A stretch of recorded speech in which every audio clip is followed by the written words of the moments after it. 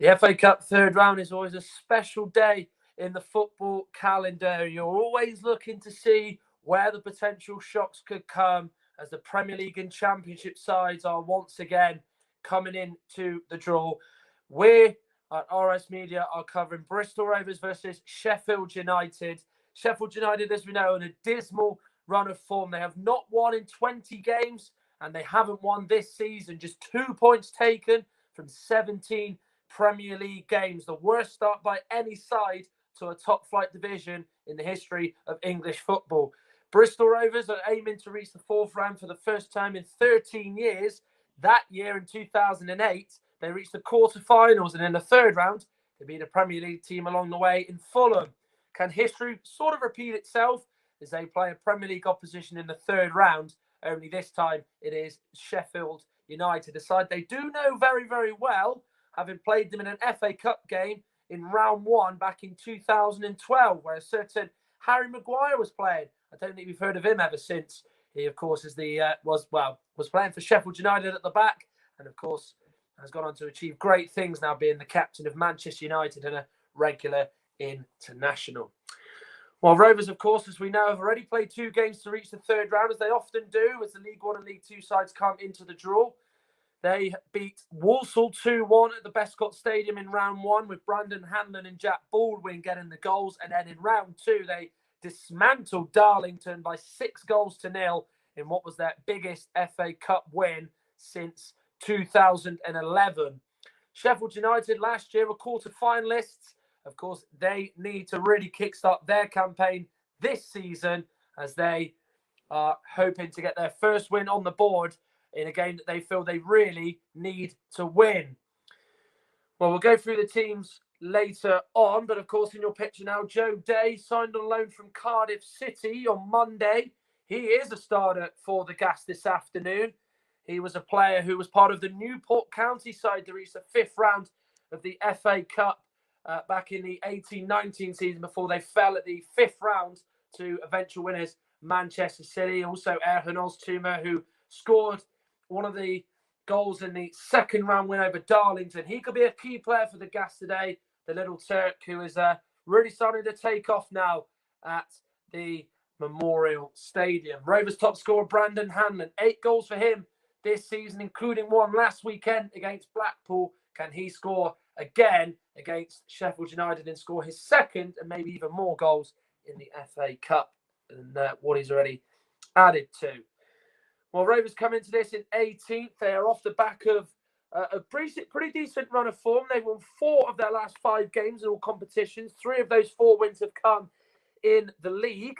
They beat Blackpool last weekend in a 2-1 win, where Sammy Nicholson and Brandon Hanlon were on the score sheet. Plymouth, Leyton Orient and Wimbledon have been beaten in that period as well. The only loss came to MK Dons in the league on Boxing Day. Well, the visitors, Sheffield United, as we know, they are in a real bad run of form. They really need to kickstart their season. Chris Wilder has remained defiant. He's remained as cool as ever. He knows he's under pressure, the lifelong blade, a man who has followed this club through thick and thin, led them from League One to the Premier League, in which they've had an upward rise for 4 years, but it's the first real bad patch that this club has had under his tenureship. Well, there's Ethan Ampadu on loan from Chelsea. He, of course, is a man that won the FA with Chelsea in the 17-18 season, and is a man that knows the Bristol Rovers manager, Paul Tisdale, very, very well indeed. He, of course, played under him at Exeter as a 16-year-old before Paul Tisdale and Exeter sold him for £2.5 million to the London side Chelsea. Well, Chris Basham played his 300th appearance for Sheffield United last weekend in their win against Crystal Palace. He is their longest serving player, having been at the club for 6.5 years, all the way back down in League One, when he was brought to the club by Nigel Clough. And he'll be, of course, at the heart of the defence as well. Well, there's their top scorer, David McGoldrick. He's got 5 goals this season, the Irishman, in what's been a really, as we know, poor campaign for them so far. But he leads the line this afternoon, and what a big responsibility he has got, the Irish forward. Recently retired as well, David McGoldrick, and the age of, he's in his 30s now, is David McGoldrick. He'll be hoping that he can get on the score sheet again today. Well, the FA Cup winners, Sheffield United, but albeit back in 1925, they are four-time winners of the competition, with their last one coming in 1925. 1899, 1902, and 1915 were their last wins. They're four-time semi-finalists, the last one coming in 2003 when they were beaten by Arsenal. They've also been semi-finalists in 1993 where they were beaten by Sheffield Wednesday at Wembley. 2014, incidentally, was their last semi-final when they were beaten by Hull City in an absolutely enthralling encounter at Wembley Stadium in an all-Yorkshire clash. 1961, 1998 are the other 5 occasions that they have been in the semi-final. So both sides look like they're going to be heading out onto the field of play. Of course, Sheffield United, who get changed, as the visiting teams do at the Memorial Stadium, and the Thatcher's Terrace will be entering the field through that way. The Thatcher's Bar is where they get changed, but of course the stand they're going to come through is the Thatcher's Terrace in a changed pink, black and pink strip, which has not been too kind for them yet to win in it this season, and yet to win in any competition of any sort. They're just having the last few checks with the linesman, as you can see. And then Bristol Rovers, of course, will be coming in from the home team dressing room. There are several games on in the FA Cup. Of course, as well on RS Media, there is live coverage of Stevenage against Swansea with Mike Harneman.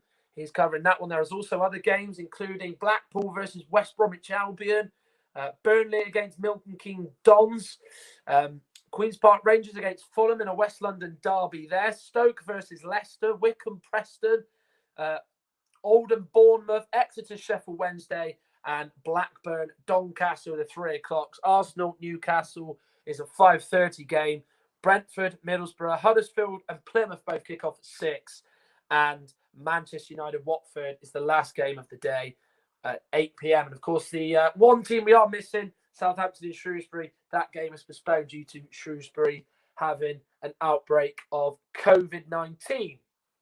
So let's bring you the starting lineups for both, starting with the Gas. Joe Day in goal, making his home debut. He only arrived 5 days ago from Cardiff, and he is playing his first game against Premier League opposition. The back four remains the same of Max Amer, Alfie Kilgore, Jack Baldwin and Luke Leahy.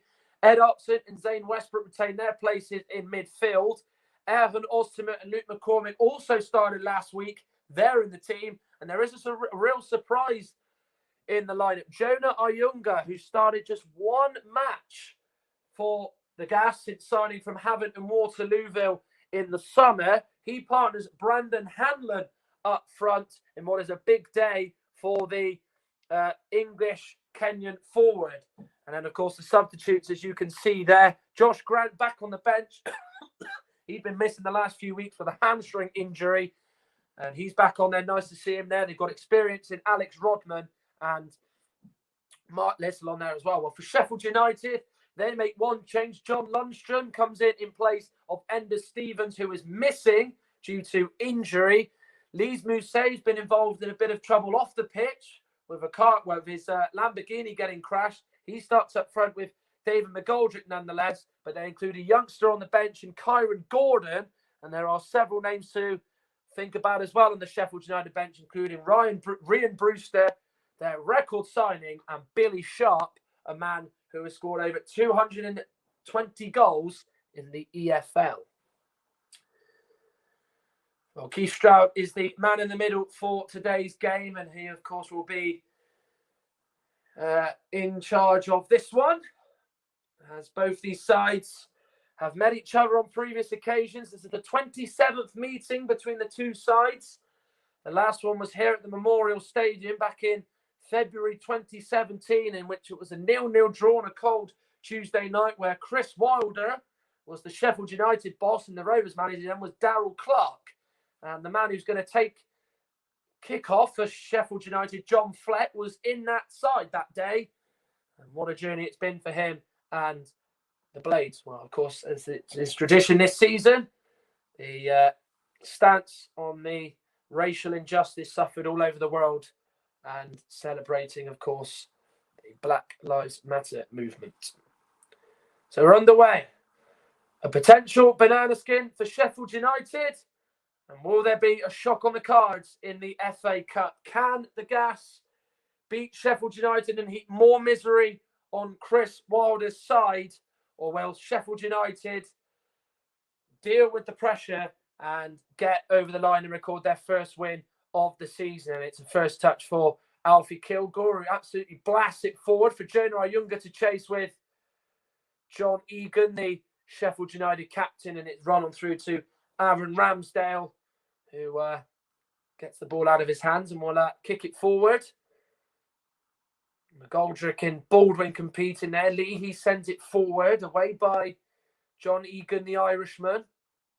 McCormick couldn't get it quite under control. Here's McGoldrick, though. He's got Osborne to his left, is who he finds. Chance to put it in first time. It's deflected on through. It's got a header off the Sheffield United player. It was Lundstrom who got his head onto it. It was straight at Joe Day, but within the first 60 seconds, Sheffield United have the first shot of the game, and it was one that Joe Day had to deal with in the Bristol Rovers goal. Well, they worked it well from the middle to the left. Osborne put a first-time cross in, found the man. It was Lundstrom who ran onto it.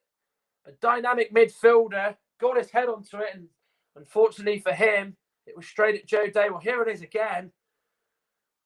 Max Amer drifted narrow to allow the ball to come in. It actually takes a nick off him as it's flicked on by Lundstrom toward the goal. And then Joe Day just almost made himself look big in the middle of the goal and managed to deny him. But Sheffield United immediately on the front foot to try and get themselves in front. Flicked on by Jaden Bogle, but it's been a catch in practice for Joe Day in the Rovers goal, who's been busy 2 minutes into his Rovers career, the 30-year-old, and he has a real feel of the ball here as he urges his team to push forward. Well, Paul Tisdale at this stage of the competition 5 years ago led Exeter to Anfield, in which they had a replay against the Premier League champions Liverpool. Of course, they weren't the champions back then. They were in the early days of the Klopp era. They drew 2-2 in a televised game on the BBC before he led them to Anfield, where they unfortunately were beaten 3-0. But of course, when a lower league side does play one of the bigger boys in the Premier League, it's all about the revenue, not just the outcome of the result. Tempting ball forward for Bogle to chase onto. The flag went up as Leahy took it under control, but referee says play on. And it was charged down there by Lundstrom. The assistant there, Sam Lewis, did have his flag up. And it's going to be Leahy who's going to take the throw in. Oztumer was coming short for it, but slips over. Upson back to Leahy. Oztumer. Not the best ball to Jack Baldwin. Now it's with Lee Mousset. He gets the low ball in, but it's a poor one, and it's easy for Joe Day in the Rovers goal. The man who was looking to pick up was John Fleck, who was arriving, but he was absolutely nowhere near it whatsoever. Well, he is a Sheffield United fan, a man who has known what it takes to take this club up. First real bad spell of his managerial career with Sheffield United for a long time. His early days were really, really poor, but it's not as bad as what they were when they were bottom of League One to what they are now, where they haven't won in 20 games and haven't won in the new campaign. And then Leahy flicks it back to Joe Day, who gives it to Alfie Kilgore. One goal this season, which came against Plymouth Argyle in League One back in December, is Max Amer, who's been shepherded out to right back in the early reign of Tisdale. And Upson loses out to McGoldrick. Mousset to Lundstrom. Mousset now goes to the right with Jaden Bogle. Coming up in support is Basham. He now gives it to Ollie Norwood. Good football here by Sheffield United. They're trying to work it in, but the ball from Basham is a overhit one as he tried to play it through the middle, and it's seen out of play by the Rovers goalkeeper, Joe Day, goes and picks up the ball out of play. We're heading into 5 minutes here. It is 0-0 between Bristol Rovers and Sheffield United, and it is 0-0 in all the other games in the 3 o'clocks in the FA Cup so far. I know it's very, very early days in this game, but Chris Wilder will certainly be happy with the intent shown by his team. They are very, very desperate for a win, no doubt. They really need to start getting wins. It's a case of they've got to do it sooner rather than later. Of course, they've got Newcastle to come in the Premier League, and then their schedule doesn't get much better. They then face Tottenham, Man United, and Manchester City in the next 3 games. But here come Rovers with Ayunga. He puts the ball across. Good opportunity for Westbrook. Couldn't quite get the touch right, but then Sheffield United do enough to defend it there. They got through the Sheffield United defence on the left-hand side. Ayunga broke through the lines. He pulled it back to Westbrook. He found him, but he couldn't get his touch right. Sheffield United don't come forward with Ben Osborne. He whips the cross in. It's headed by Mousse, and it's gone into the back of the net. Well, Joe Day tried to keep it out for Bristol Rovers, but he was unable to do so. And Sheffield United, who really need a real pick-me-up in this match, have got a dream start inside 6 minutes, and it's come from the Frenchman Lee Mousse. While Osborne was allowed the time to put the ball in, Mousse won it. And as Joe Day tries to claw it out from stopping going toward goal, he's got a fingertip to it on the bar, and it's, unfortunately for him, bounced off the back of his head and gone into the net. And how Sheffield United needed that, and they take the lead at the League One side with a big, big goal from Lee Mousse, who's had a bit of a talking to this week from his manager following off the pitch incidents, and that'll do him the world of good, not just on the pitch but off the pitch as well. And Rovers now need to try and get back in this game, in which they've started really, really slowly. But it is important, of course, that against the Premier League side, they don't fall further behind than what they have. It is, as they know, it is going to be hard, but that's just been made harder as it is. McGoldrick fouls Kilgore, and Rovers have got a free kick in what's been a very non-stop game so far. And it's a chance for Zane Westbrook to perhaps put in, but they go short with Oztumer. Westbrook brings it inside, checks back to Erhan Oztumer. Westbrook gets it back. He puts it in. It's gone off Oliver Norwood, and just about defended well there by Sheffield United. Here's Al Upson. Tries to clip the ball forward for Westbrook, but it's gone out of play for a goal kick.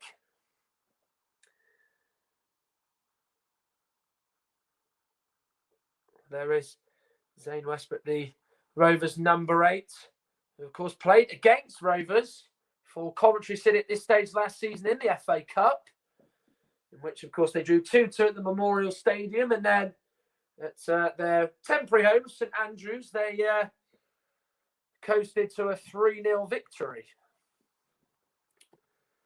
And incidentally, that is Lee Mousse's first goal for Sheffield United. He was their top goal scorer last season with 6, joined alongside Ollie McBurney, who of course is missing with injury. I would love to have returned to one of his clubs he was on loan at. He under a bit of pressure there, gets it under control well. He had 2 Sheffield United players chasing him, and he does win a free kick as Mousse clipped him. So Rovers have a free kick inside their own half with Joe Day, who's actually seen more of the ball than I think any Rovers outfielder has so far in these opening 9 minutes. Long by Day, up towards Ayunga. He wins the flick on. Second ball is knocked back by Norwood. Bogle can't keep it in.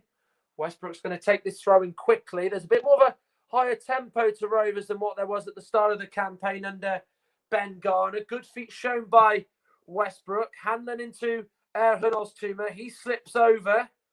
His footwear at the moment is really getting the better of him as he's not really able to get control of it. Here's McGoldrick. He's going to look up for Mousse. Vital sliding challenge by Kilgore, and then McCormick's there to fully clear his lines. Well, Jack Baldwin went in to try and stop David McGoldrick. He skipped past him as if he wasn't even there. And then he drove forward, spotted Mousse in the corner of his eye, tried to find the French striker, but it was intercepted and snapped out well by Alfie Kilgore, the Bristol Rovers centre-back. Headed away by Ampadu. Here is John Fleck, the Scot. McGoldrick looking for Mousse. The flag has stayed down, but he was getting nowhere near it. And Joe Day restarts play by running it out to Kilgore. Here's McCormick, who's had a bit of a renaissance under Paul Tisdale. Looking for our younger in the channel. He'll chase with Ampadu, but Ampadu stands him up well and sees the ball go out of play for a for a goal kick.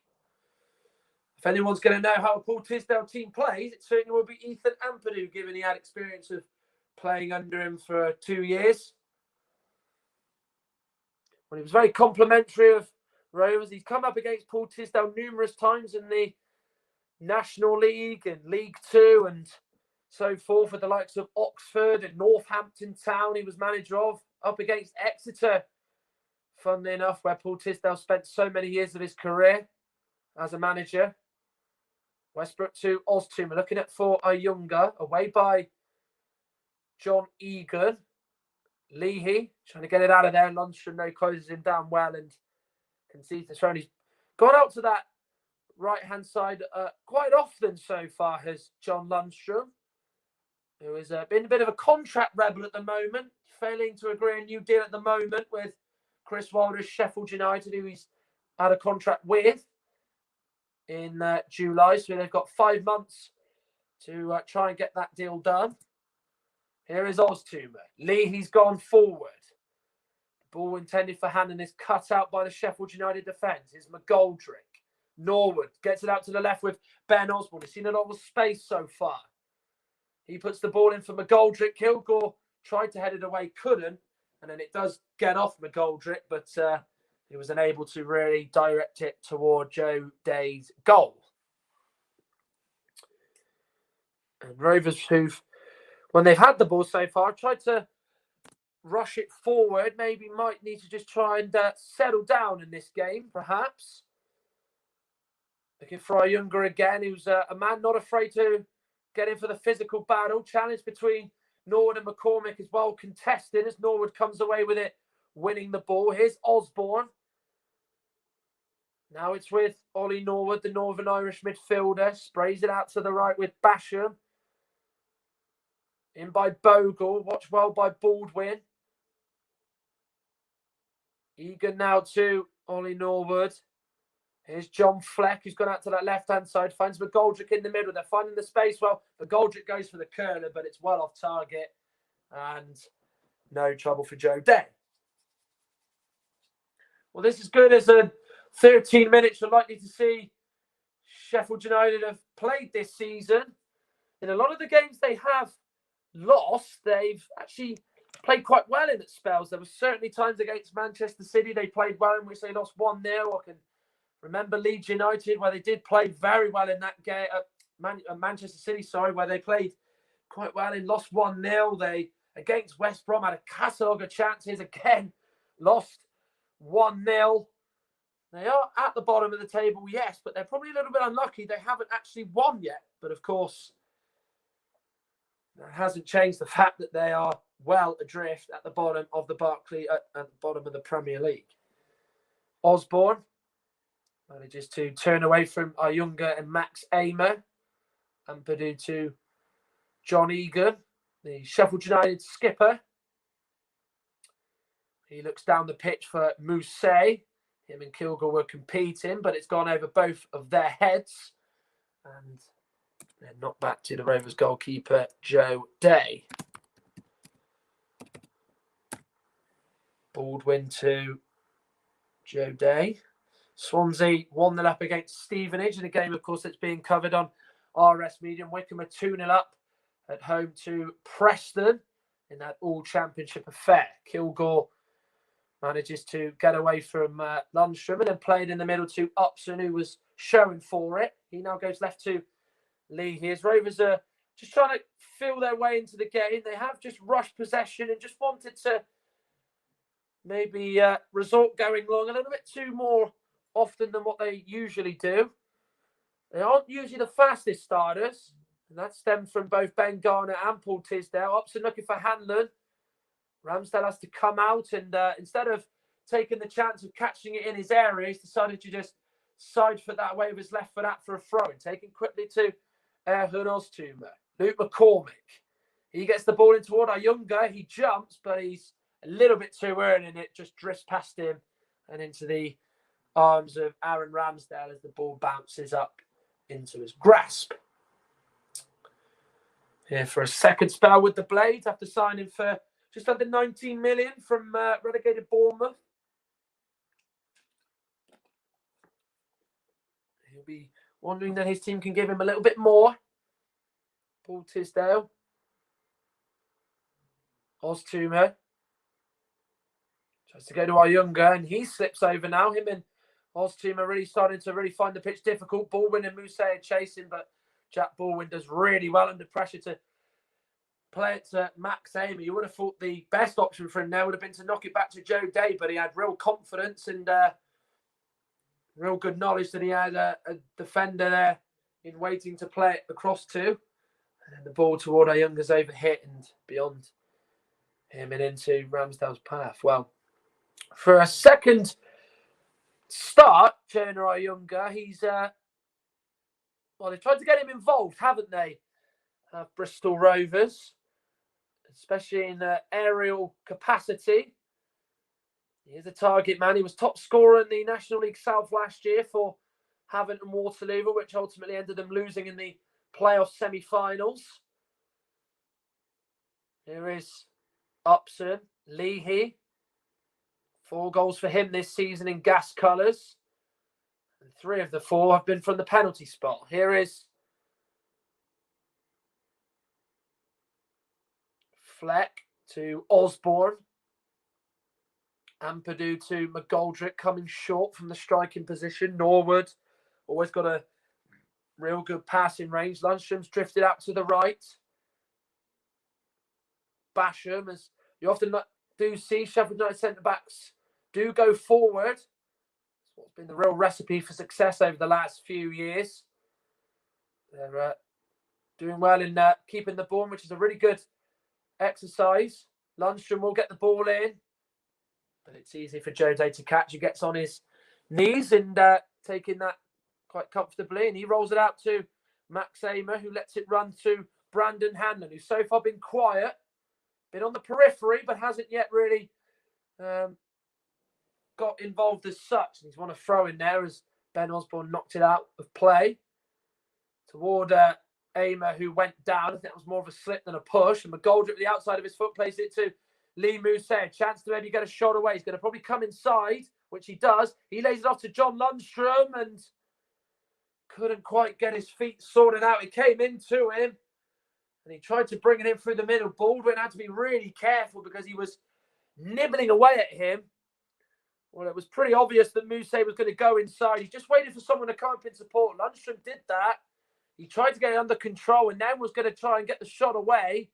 But Jack Baldwin came across and was with him every step of the way and stopped him from getting a shot on Joe Day's goal. Westbrook looking up as Oztumer made the run through the middle and it's cleared away. Amer, McCormick. Amer will get it back. The Rovers skipper looking up towards our younger. He does get the flick on, but it can't pick up Brandon Hanlon. But he sticks his arm up in the air to say it was a good idea and the best thing he could have done there. Forward toward Mousse.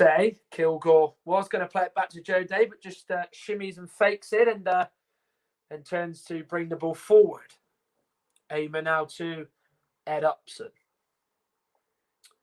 Well, Sheffield United are very much trying to just get that ball up as quickly as they can. They've got in Rovers' half a lot inside the opening 20 minutes. Here's Hanlon, good turn. Maybe a chance to shoot.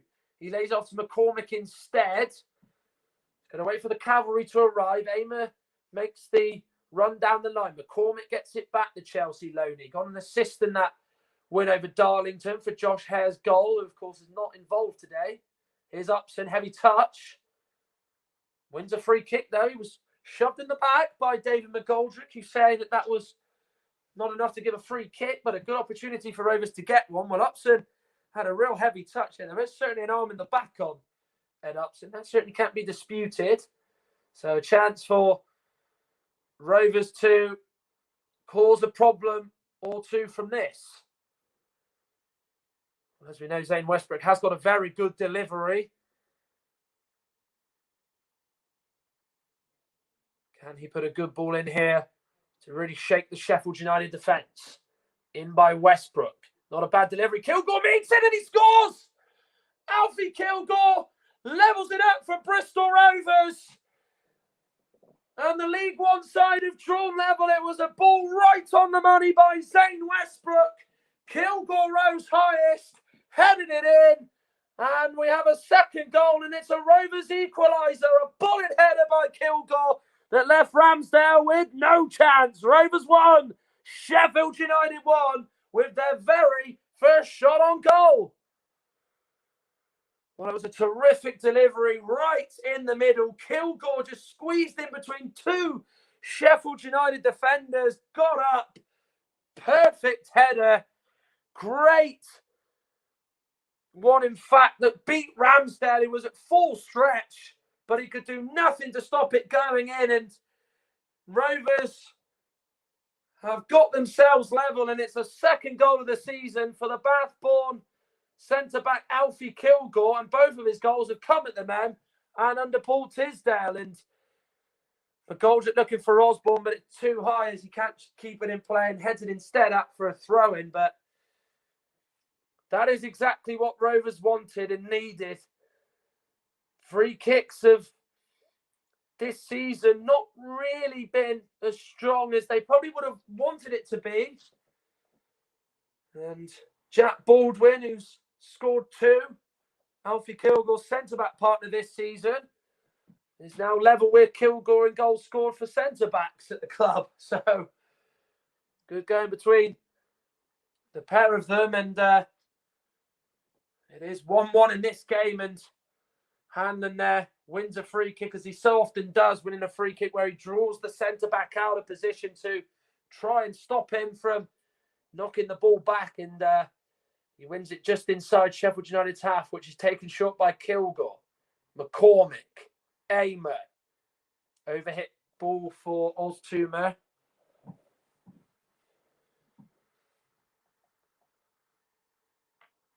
Well, it's how you respond when you go behind, and that is exactly how Rovers have responded, albeit a quarter of an hour after they went behind, but take nothing away. They have grown into the 23 minutes and have just got slightly better as it's gone on, and that is massive for them in this game between two sides separated by 2 divisions. Here's Hanlon. Oliver Norwood coming to close him down, but then he goes back to McCormick. Osborne was sliding in, but Oztumer gets it up to the left with Ayunga, who's going to get there. Right near the corner of the box, and he wins a corner as his pass is blocked off by Chris Basham. And it's the first corner of the game for either side.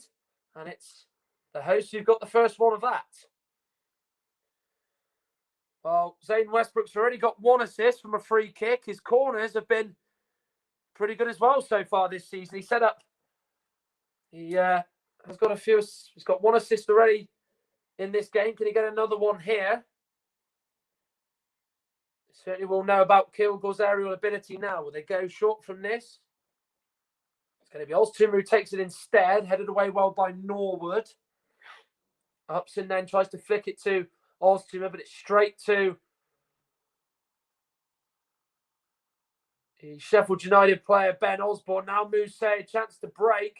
Well played by Luke McCormick there. Really tenacious and determined to stop Lee Mousse getting the ball inside the Rovers box. It's a really good bit of chasing back by the Chelsea loanee, who's really improved his game since Paul Tisdale came in. Bogle to Lundstrom. Norwood knocks it to Egan. Ampadu. Norwood to Ampadu again. Now Sheffield United's turn to keep it at the back. Very, very quiet on the goals front in the FA Cup. No more goals to report on, as it was before. Still 1-0 to Swansea against Stevenage. Of course, the other game covered on RS Media, and Wickham are 2-0 up against Preston at Adams Park. Ampadu to John Egan. Norwood. Ampadu.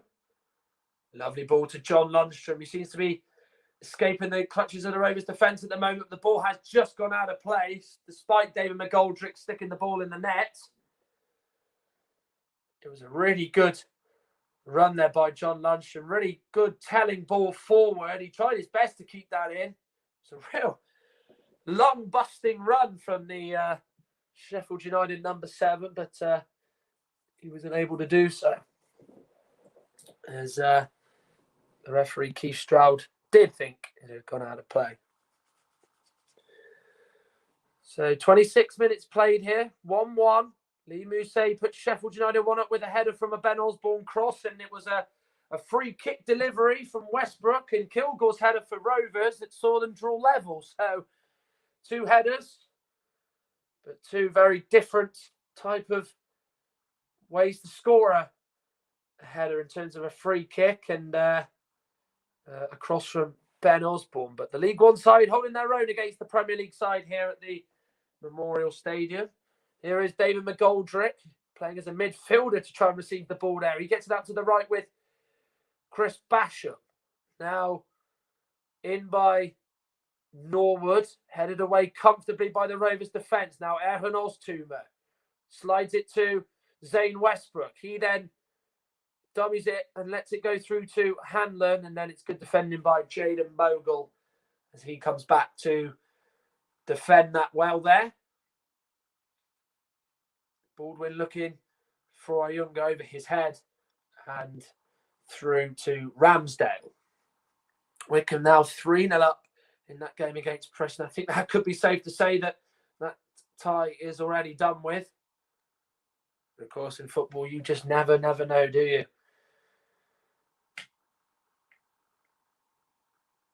Ball forward to Mousset is a good one. And then Kilgore did very, very well to stop him getting a telling touch onto it as it went on through to Joe Day's man marking Mousset well so far is Alfie Kilgore. Contested 50-50 between Leahy and Lundstrom. Goes John Lundstrom's way. Well, he's been the real energy source for Sheffield United at the moment with his runs through the middle, the real box-to-box dynamic midfielder John Lundstrom, who's come up through the leagues. He was released by Everton as a youngster and then played for Oxford, got them promoted to League One in 2016, went to Sheffield United in the Championship, and it's been a real stalwart under Chris Wilder. Here is now McGoldrick. He then gives it to Basham. Now Egan to Ethan Ampadu. Let's run to Osborne. Norwood. Lovely ball out to the right with John Lundstrom, who tried his best to keep that in, but it's gone beyond him and out for a throw-in. But that's where they're looking to go. They're looking to use Rovers' flanks as a means of potentially creating an attack or even scoring. Leahy and Aymer do like to tuck in narrowly when defending and do like to then push out as they get closer to the box. And the attacking team do get the ball toward the byline in the corner of the box, if you like. Hamden trying to get away from Basham. It does really, really well. That didn't look like it had gone out of play. Sheffield United players stick their hands up to say that. But Keith Stroud didn't think so. And Rovers have got a throw in as a result, which Zane Westbrook is just stalling over and then gives it to Leahy. Because Rovers are missing Sam Nicholson, who's such an important player for them. 6 goals already this season. Missing with an injury, it is understood. Oztumer to Leahy, first time ball in. Younger's attacking it. It's away by Ampadu. Osborne then with a first time clearance at for a throw in. But it's Rovers who are having a good spell here. Kilgore looking up. It's an overhit one for Younger, perhaps. Ramsdale comes out and wins a free kick. Well, he was competing there with Jonah Ayunga, and Ayunga did, in all fairness, try to win the ball and get it under control in the very least. Well, yeah, Ramsdale just goes into the back of Ayunga. Maybe you could say it's probably not a foul, but the referee, as they often do usually give the goalkeepers the benefit of the doubt there. And Sheffield United will have a free kick to restart play. And the possession stats, only 52% for Sheffield United. They had a lot of the ball in the opening 10 minutes. But then Rovers have done better with the ball in the last few minutes or so. As we approach, as half an hour has passed in the first half. Sheffield Wednesday 1 up against Exeter City in that game at St James's Park. Norwood sending it back forward. Awkward ball for Baldwin to deal with, but he did do well. Poked through by Basham. McGoldrick to Basham again. Now to Lee Mousset, waiting for the pass to go through to Jaden Bogle. Leahy with a clumsy foul. Was it? Referee says no. Sheffield United still have it here and around Rovers' 18-yard box, but then they go back with Ampadu. He plays it to Mousset, cut out by Baldwin. So he played it to... Yeah, it was to Mousset, in fact. Here is Norwood. Osborne. Fleck. Norwood. Mousset. Norwood. Clips it through to McGoldrick. Good touch. He just took it a little bit too wide in by Osborne. Mousset couldn't get it under control. And then Westbrook heads it to Oztumer, who will send that out to the left with Ayunga. Not a bad first touch from the Rovers forward. Holding it up well against John Egan. And he's won a throw-in for it. But just like that, Rovers, with just 2 passes, got inside Sheffield United's half. And Jonah Ayunga, who's really tackled Sheffield United's defence head on in terms of the physical battle, won a throw-in for his team there. He's not having a bad game for a man who you could probably say is probably lacking a little bit of sharpness, given he's missed the majority of the campaign with a knee problem, which has halted his Rovers career to some extent. Upson to Kilgore, and now Baldwin. Under pressure from Mousset. Upson to Westbrook. With a little bit of space, McCormick's the option to his right. Decides to go to Aymer. McCormick made the run down the middle. Osborne knew what was going on. Sorry, he tried to make the run to the outside of him anyway. McCormick to Westbrook. No flag. Tried to find Aymer, who was in the box, but Sheffield United are able to pass their way out of danger and bring the ball clear, as they do very, very well. Ampadu to McGoldrick. Now a chance for Sheffield United to counter. There's runners through the middle in Mousset and Jaden Bogle. McGoldrick still has it on the edge of the box. He goes for goal. And he gets a corner out of it. It took a deflection. Well, the man on his left-hand side was Ben Osborne, who was calling for it. Well, Keith Stroud had a bit of a decision to make in terms of the penalty. He decided to wave it away. Well, Leahy did come in from the side. Don't know if it was enough of real contact on Bogle there. Certainly did have a right to appeal it. And this is Sheffield United's first corner of this third round tie. Potential shock at Turf Moor. MK Dons leading Burnley by 1-0. Oliver Norwood's going to take. In by the Northern Irishman. All the way to the back post. It's won by a Sheffield United player. It was won by Egan. Lundstrom shoots and Joe Day denies him. Well, he managed to flick it up and then get the shot away. But Joe Day was equal to it. It went to Egan at the back post. It bounced off, I think, Luke Leahy, and then it went on through to John Lundstrom. Got it under control, flicked it up, got the shot away. But Joe Day was able to palm it to his left-hand side and concede a corner, which John Fleck is going to take down this right-hand side this time, the Scotsman. He delivers it in, away by Alfie Kilgore. Well watched. Back out now to John Fleck. He then goes back to Norwood. Now Ben Osborne, centre of the pitch, quite a way out. He then looks to the flanks. And Jaden Bogle, McGoldrick, Fleck. In the middle to Lee Mousset. Crowded out by a few Rovers players. Got to keep the concentration here, the gas. Lundstrom, he'll put the ball in with his left foot. Well won and watched by Alfie Kilgore. Fleck. Now it's with Ollie Norwood. He then goes out to John Lundstrom, who's covered those flanks very, very well in this first half. Rovers really struggling to keep a close eye on him, which has seen him a few times escape their clutches. Ball goes through to Osborne. Good delivery, and it's a really good header saved. And then it's put in by Lee Mousset. It is an offside flag nonetheless. So I think he might have, he's given it for a foul, in fact, by, I believe it was John Egan, who got the header at goal. Really good save by Joe Day to just sort of shift his feet to push that away. He could only push it to Lee Mousset. Well, we'll see it here. He climbed with Leahy. Yeah, he is all over him. Good decision and good spot by Keith Stroud. John Egan feels it's not the right decision, but he did climb just a little bit too much on the Rovers left back there. And then his header was well saved by Joe Day. And then it went straight to Mousset, who got it beyond Joe Day and Alfie Kilgore. But he was denied a brace as the score still remains at 1-1. So a let off for the gas. Here's McCormick challenging with Osborne. Now Fleck to David McGoldrick. Gets away from Max Amo. Now he brings it in field. Lundstrom's making the run through. Now he goes to the right with Jaden Bogle. Rovers have got to scramble men back. Here is Bogle. Does get the shot away. Well blocked by Leahy.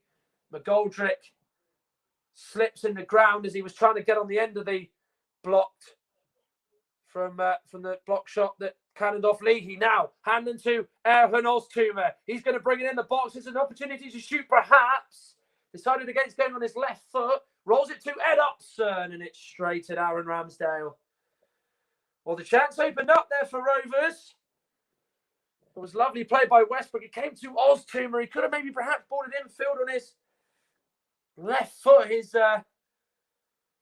I think that's it's his weaker foot, I think. I've seen him score goals on his left foot, Erhan Oztumer, but he decided to just play it back, and it went to Ed Upson in a rather timid and tame shot straight at Ramsdale, who didn't really have to work a muscle at all in saving that. And he certainly knows all about scoring. Against Sheffield United, he scored against them in a playoff semi-final in League One for Yeovil Town.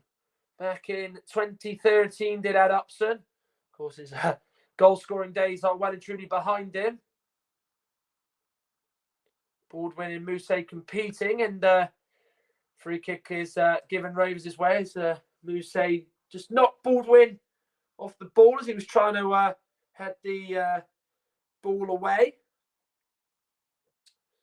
Well, it's been a very interesting half, to say the least. We did expect Rovers to compete with Sheffield United. That certainly has been achieved so far in what is a very intriguing contest, to say the least.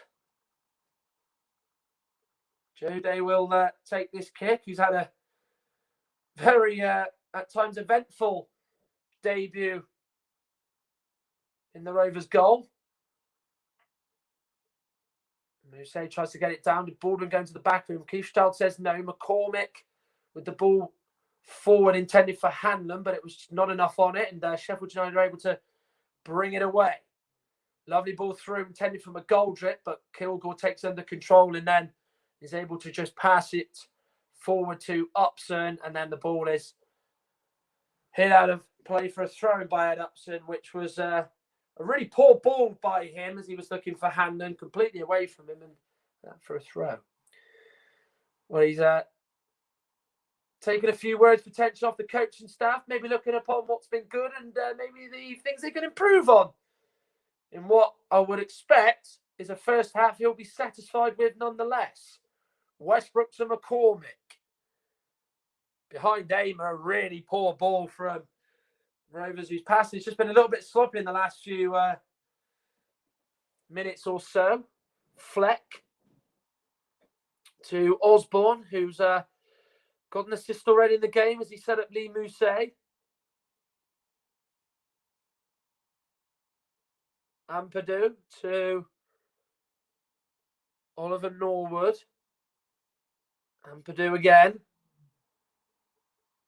Lundstrom to Ethan Ampadu's. Just looking up just to see if he can spot any gaps in the Rovers' defence. There is quite a bit of a gap between Baldwin and Kilgore, but he decides to go back with Egan as they're just intent at the moment on keeping possession. That's a good ball through to Osborne by John Fleck, but Amer there to cut it out and clear it out for a throw in the German defender. Ampadu with the ball in, and then Luke Leahy able to head the ball out for a throw in as it was Jaden Bogle looking to get on the end of the cross. Well, they caused a problem from the last corner, Sheffield United. Well, no, so from a corner with John Lundstrom forcing Joe Day into a save. That was down the left-hand side, which Norwood took. John Fleck, of course, taking it from the right-hand side. Goes short to Norwood. Looks up, tries to cross. Oztuma cuts it out, and it's another corner for Sheffield United. Well, Rovers didn't even spot Norwood had gone short there, and it was a good thing that he kind of stopped and looked up to try and see where his cross was going to go, because Oztuma was there to just stop the cross from coming into the Rovers box. Taken short again to Norwood by Fleck. They're going off the same routine.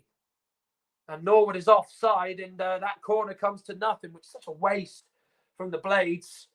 Norwood was coming back from an offside position. Rovers' defence was just squeezing up ever so slightly, and schoolboy rookie error, if you like, from Fleck and Norwood has seen Rovers get a free kick and allowing them to take the sting out of the game with just a few minutes of the first half to remain. Blackpool of League One, side that Rovers beat last weekend, 1-0 up against Sam Allardyce's West Bromwich Albion. So an unhappy return to him for at Bloomfield Road nonetheless at the moment. And Doncaster Rovers lead Blackburn Rovers by a goal to nil at Ewood Park. Doncaster, of course, managed by Darren Moore. So the League One sides at the moment doing a good job against sides above them in the Premier League and the Championship, respectively. But here it is, 1-1.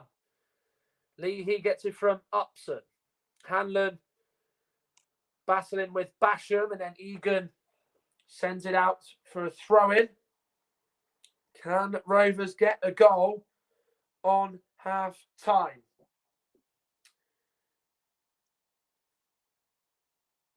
Leahy will take the throw-in eventually.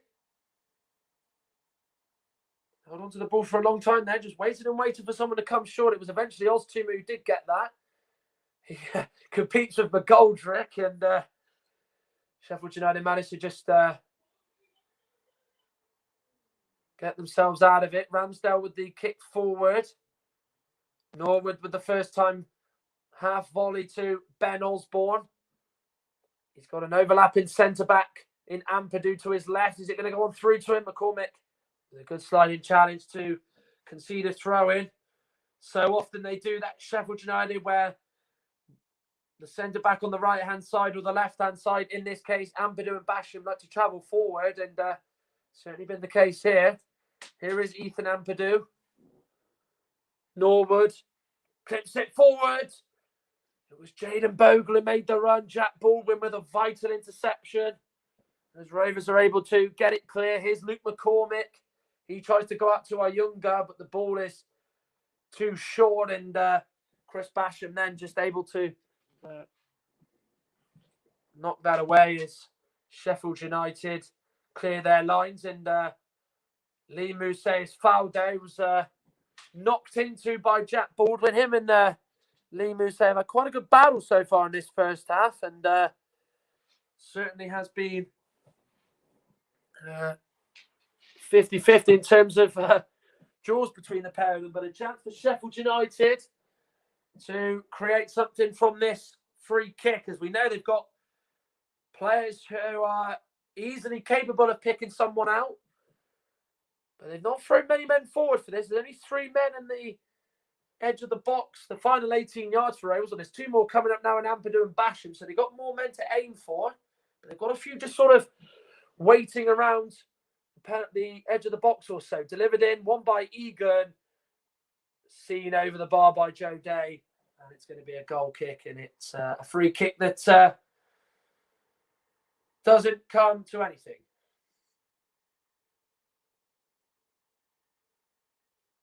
He just takes a few sips of water as he's just trying to let the game die down.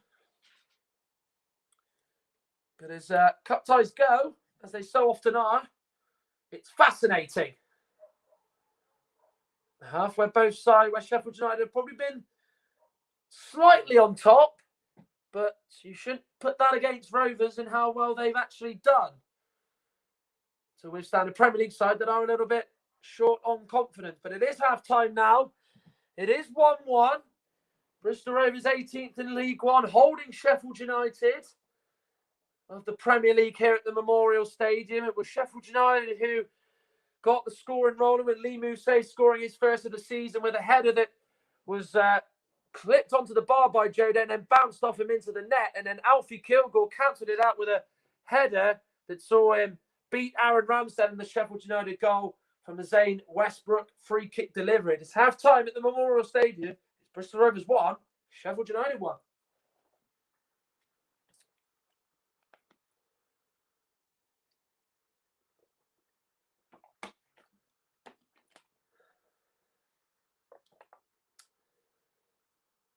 So it's an even cup tie so far in this one between two sides who do know about playing each other in this competition. As I said before the game started, they did meet each other 8 years ago in an FA Cup game in which Sheffield United of League One, then managed by Danny Wilson, recorded a win against Rovers, who were in League Two, managed by Mark McGee, in a game that Sheffield United triumphed 2-1 in at this very same stadium. Other scores to bring you from the FA Cup: Blackburn Rovers 0, Doncaster Rovers 1, Blackpool 1, West Bromwich Albion 0. So that's quite a big shock, to say the least, so far. Bournemouth 1, Oldham 1, Burnley 0, MK Dons 1. So the Premier League sides at the moment are being undone by League One sides. Exeter 0, Sheffield Wednesday 1. As you can see there, Chris Wilder chatting with his coaching staff. Queen's Park Rangers 0, Fulham 0, Stevenage 0, Swansea 1, Stoke 0, Leicester 1, Wycombe 3, Preston 1. Well, here are the first half highlights. This was Sheffield United's opening goal. A really good, well-worked move. Well, this was actually the save by Joe Day inside the opening 2 minutes. In fact, it was space for Ben Osborne. He got it from David McGoldrick. He put it in. It flicked off Max Amer's boot, and then it went on through to Lundstrom. He just had a glance in. He didn't have a lot of time to think about it. Joe Day spread himself well to make the save. It came to Mousset, and unfortunately, he was able to put the ball in the net. And then Sheffield United already got a few seconds left. Left-hand side. Mousset. Joe Day tried his best to keep it out. He just stretched a little bit too much. Looked like he got a little fingertip to the shot that he put it onto the bar, and then as it hit the crossbar and it came down, it bounced off the back of his head, went in, and gave the Blades the lead inside 6 minutes, in which it was a brilliant start for the side, winless all season. But then Rovers responded. Inside 21 minutes, Westbrook's free kick superbly whipped in, and there to me it was Alfie Kilgore to get his second goal of the season. He got in between Chris Basham and David McGoldrick and headed it beyond Aaron Ramsdale. He had quite a lot to do to beat the Sheffield United keeper, and he did exactly that. What a brilliant header it was. And that's how it is at the moment in the game in terms of goals. But of course, Sheffield United did have a few more chances after that. This was a penalty appeal. I'll let you decide that at home whether it was or not. It was a challenge between Luke Leahy and Jayden Bogle. He certainly wraps himself around Jayden Bogle, but I think Leahy has done enough to not concede a penalty. Then from a corner, it was lovely. Ball floated in by Norwood. Egan headed it toward goal. It bounced off Leahy, and then it came to John Lundstrom, took it under control, got the shot away. But unfortunately for him, Joe Day was just there to fist it away. And McGoldrick played it to Ben Osborne. He then put the ball in towards Egan. His shot was saved by Joe Day. Mousset put it in, but he did have an offside against it. Well, he did have the goal ruled off and ruled out, if you like, as Egan was adjudged to have fouled Luke Leahy, with the replay showing the referee Keith Strout did get that one right, as he was probably overzealous and a bit too keen to try and win the header above the Rovers left back. But still, nonetheless, a good save from Joe Day. Still a good finish from Mousset. He got under the legs of Kilgore as he thought he'd put his side back in front. But then Oztumer looked like he was going to shoot with his left foot and open up, but he played it back to Upson. He went for the curling effort, but he had to get it really away from Aaron Ramsdale, and he just couldn't quite do that. And instead, it was straight at the Sheffield United goalkeeper. So that's what's been the pick of the bunch in the first half. Sheffield United have dominated in most areas, but of course, hasn't really stood for anything at the moment in what has been quite a good. It's been a good contest to say the least. The only disappointment is, of course, there is no home fans or away fans that have made the journey to cheer their teams on in this FA Cup encounter. Both sides, of course, looking to reach the fourth round of the draw. And of course, it will be decided today. There is a chance to make 5 subs. Rovers, of course, didn't have that beauty in the 2 games in the FA Cup prior to the third round, where they were only allowed to make 3 subs. Well, the first half action, just tell you we need to know, Rovers' box has been penetrated more than Sheffield United's. 37% of the play has been in Rovers' half. Down the left-hand side, 46% has been there for Rovers. That's been quite a fair reflection of where it does go. It has seen Westbrook drift out there quite a lot. Same with our younger Nicholson, probably not being in the team has probably hampered things just a little bit. And yeah, certainly for Sheffield United, the flanks has been where they have been the most productive, to say the least, or trying to be productive anyway. 39% down the right-hand side and 36% down the left-hand side, as you can see there. But of course, they will be probably making some little dents in the pitch. A few players were falling foul of slipping over. Aaron Oztumer was doing that a few times, as well as other players as such. Ben Osborne, I can recollect doing that as well, as so was, I believe, General Younger doing that a few times. So obviously just going through the rest of the scores in the FA Cup. Omar Richards, there's not Omar Richards. Richards has put Doncaster 1-0 up at Blackburn Rovers in that game. Darren Moore's side on for a shock in that game. Blackpool 1-0 up against West Bromwich Albion. Jerry Yates with the goal there against the Baggies. Bournemouth and Oldham is 1 apiece. Bournemouth took the lead through David Brooks before Dylan Bahambula equalised for the Latics, who of course aren't afraid to cause a shock of their own, are they? They, of course, knocked Liverpool out 7.5 years ago. They 8 years ago. They beat Fulham in the FA Cup 2 years ago.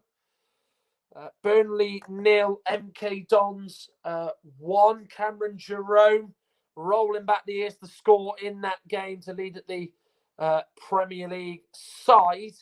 And Exeter Sheffield Wednesday. That is a 0-0 with Adam Reach scoring in that one. Also, the other scores as well. Wickham are 3-1 up against Preston North End.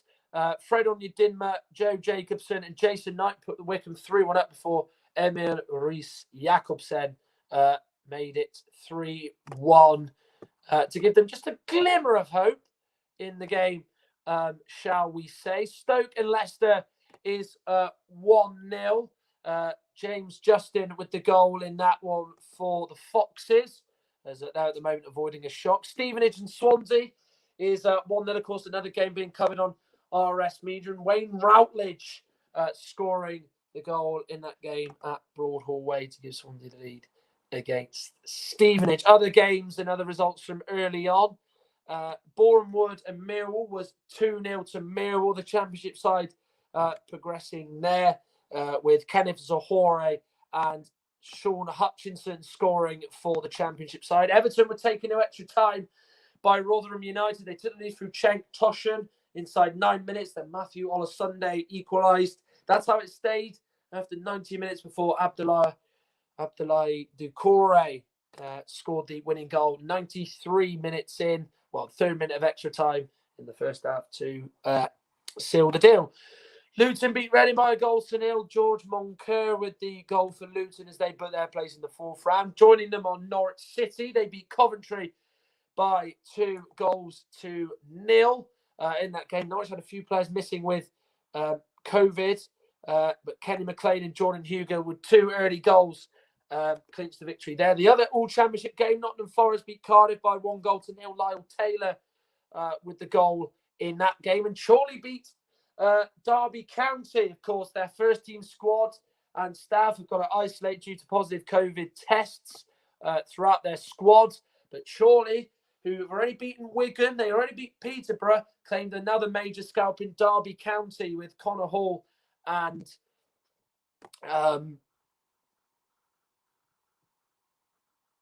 Calverley scoring in that game to seal the win for Chorley, who are in round 4 for the very first time. I mean, there will be a non-league side in the draw for the 4th round. And of course, later on, Arsenal face Newcastle at 5:30. The holders begin their defence of their trophy.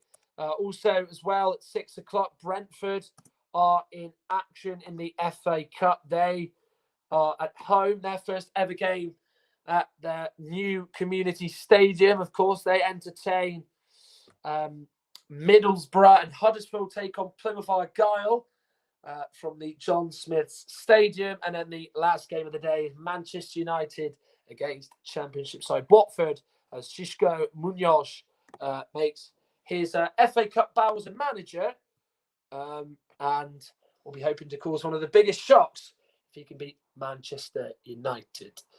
So we've already seen some shocks with Chorley beating Derby. As it stands, MK Dons are beating Burnley and Blackpool are knocking West Brom out. So 2 championships, 2 Premier League sides are going down to League One sides in the FA Cup. In this one here at the Memorial Stadium, it is Bristol Rovers 1, Sheffield United 1. Lee Mousset, with his first goal of the season, gave Sheffield United the lead inside 6 minutes with his header coming off the crossbar and then bouncing off Joe Day into the goal.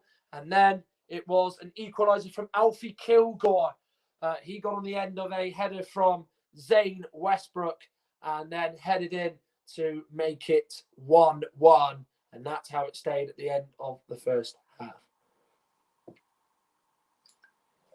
So Sheffield United are now coming back out through the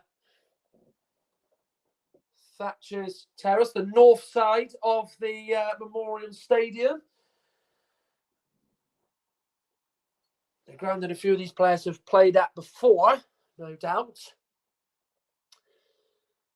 Well, Sheffield United were only here around 4 years ago in League One when they were playing Bristol Rovers.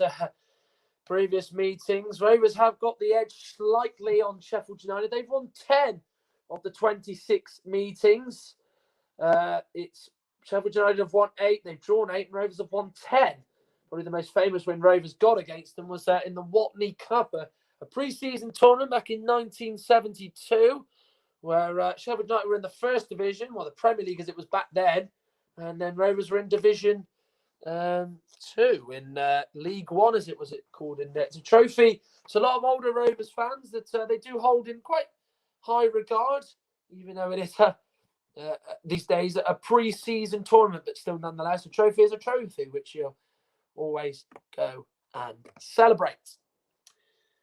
Well, he'll be certainly hoping that his team can just get over the line and get a win today. When a Premier League side faces a side lower than them in the football pyramid, it is always just a case of just winning the game and just seeing your team just get the job done. But of course, the winning feeling for Sheffield United has well and truly gone after the glorious heights of beating Chelsea 3-0 and Tottenham 3-0 in the same month in July, after the Premier League restarted after the first COVID lockdown. Since then, they've not won any game, and they haven't won in 20 games in all competitions. And they've gone from the top of the pile to the bottom of the heap really, really quickly. It feels like Sheffield United, and Chris Wilder has had his future sort of touted as he won't be at Sheffield United much longer. But of course, he is a man that you probably feel does deserve time to try and sort this out. But of course,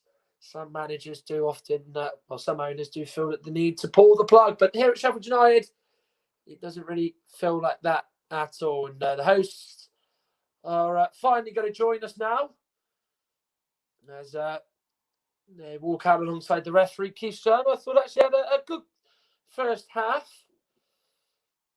Referee of long-time experience.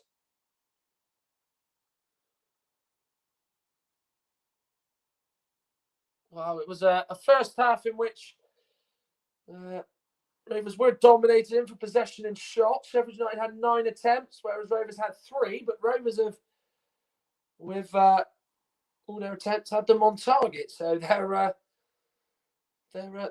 pretty clinical when they get that real opportunity. As you can see here, the Rovers coaching staff, Paul Tisdale, Jack Mesure, and Mel Gwinnett, walking. Powell walk in or jog into the bench. Of course, they've got to walk the other side of the ground, or the other side of the pitch, rather, to get from the changing room and tunnel to the home dugout, whereas Chris Wilder's almost had to just go around the goal and around the pitch. So we're a few seconds away from the second half. If it stays like this in the second half, it will go to extra time and possibly even penalties. David McGoldrick a little bit quick off the mark as he has gone into the Rovers half even before Zane Westbrook has restarted the game. So we're back underway. 1-1 it is in this one. Will there be more goal action in the second half, or will it stay as it is between the League One hosts and the Premier League visitors? Here is Ed Upson. Turns away and gives it to Luke Leahy. To Brandon Hanlon. It went on through to him despite the block off of John Lundstrom. It is a Sheffield United throw-in. Chris Basham is going to take the throw-in. 300 games plus for Sheffield United. This is his 301 game. 301st game. His 300 came last week in that 2-0 defeat to Palace. Not the best touch by John Egan, and he's just flicked it away to McCormick, despite our younger putting him under pressure. McCormick has been crowded out there by Ben Osborne, and Osborne does well to win the throw-in. As McCormick tried to skin him, but he was unable to do so, and even Ampadu will now go and take the throw-in.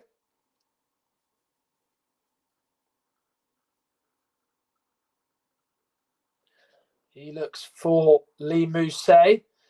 Baldwin forward for Handon. He can't quite get it under control. The last touch is off a Sheffield, is off a Bristol Rovers player, in fact. And it is a throw-in for the Blades. As 2 minutes of the second half are almost upon us.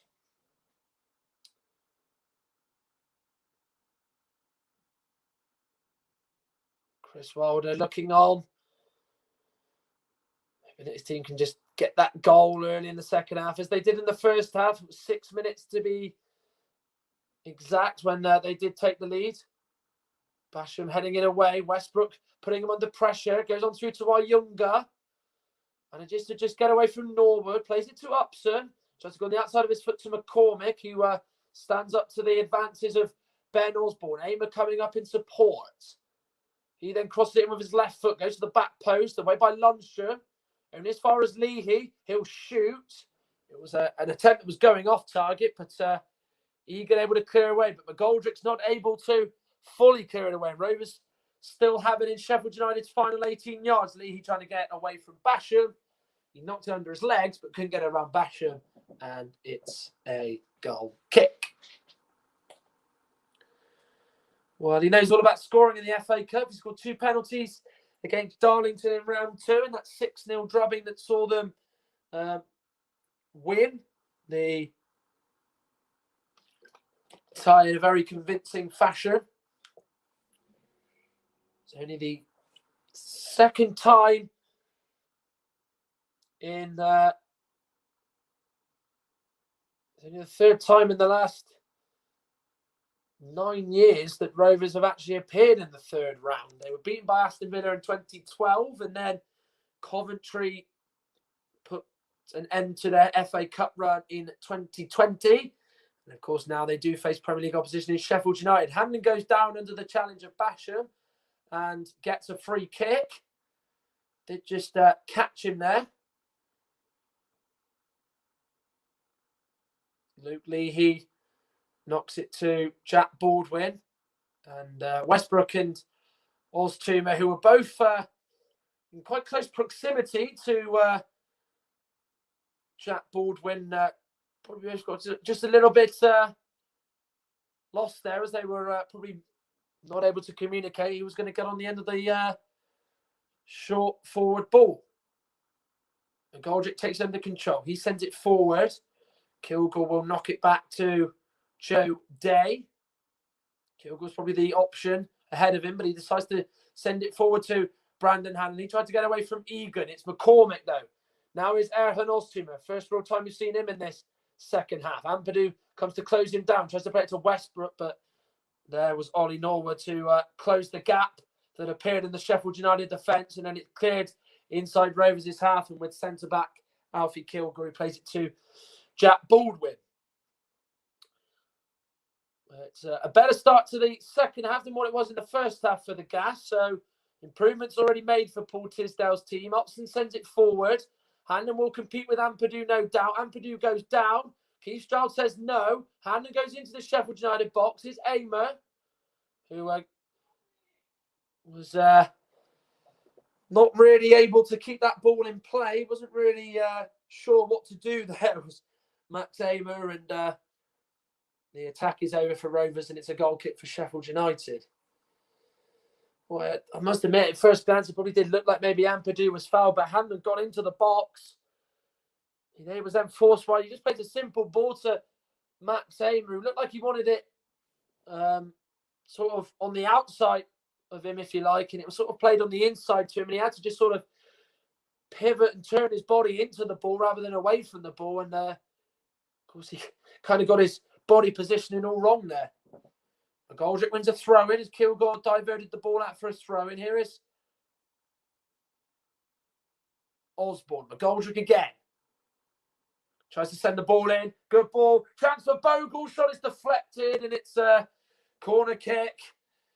Vital block by Luke Lee. He got in front of Jaden Bogle's shot that looked like it was going to creep in. It was a lovely ball by McGoldrick. Bogle took it down on the inside, hit it on his left foot, but Leahy got in front of it And Joe Day, who did dive, saw the ball flash over him and go out for the first corner of the second half. Delivered in by Norwood. McCormick's header is only gone to hand and he's able to drive it out. Him and Kilgore both competed for it, but luckily for McCormick, they had it behind, went to a Rovers player and not a pink shirt. Westbrook goes down under the arm of Chris Basham and Rovers have a free kick inside their own half. Swansea City now 2-0 up against Stevenage. So that looks like it's going to be an end to that. So the first change for Sheffield United, we'll see the goal scorer Lee Mousset go off. And coming on for him is Ollie Burke. Well, Oliver Burke, in fact, a man who's had spells in Germany for RB Leipzig and in Spain for Alaves.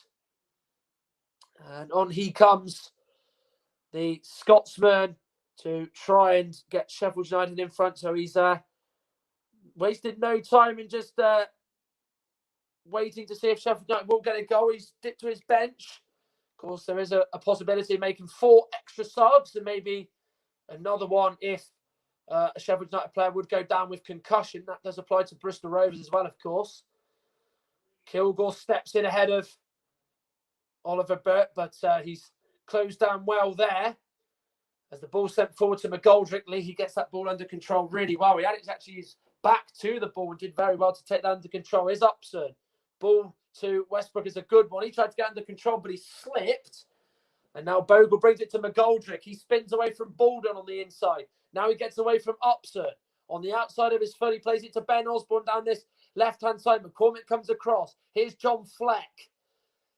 Decides not to shoot, plays it through to Osborne, who gets it back, plays it along the floor. Good opportunity for Burke, and he really should have done a lot better.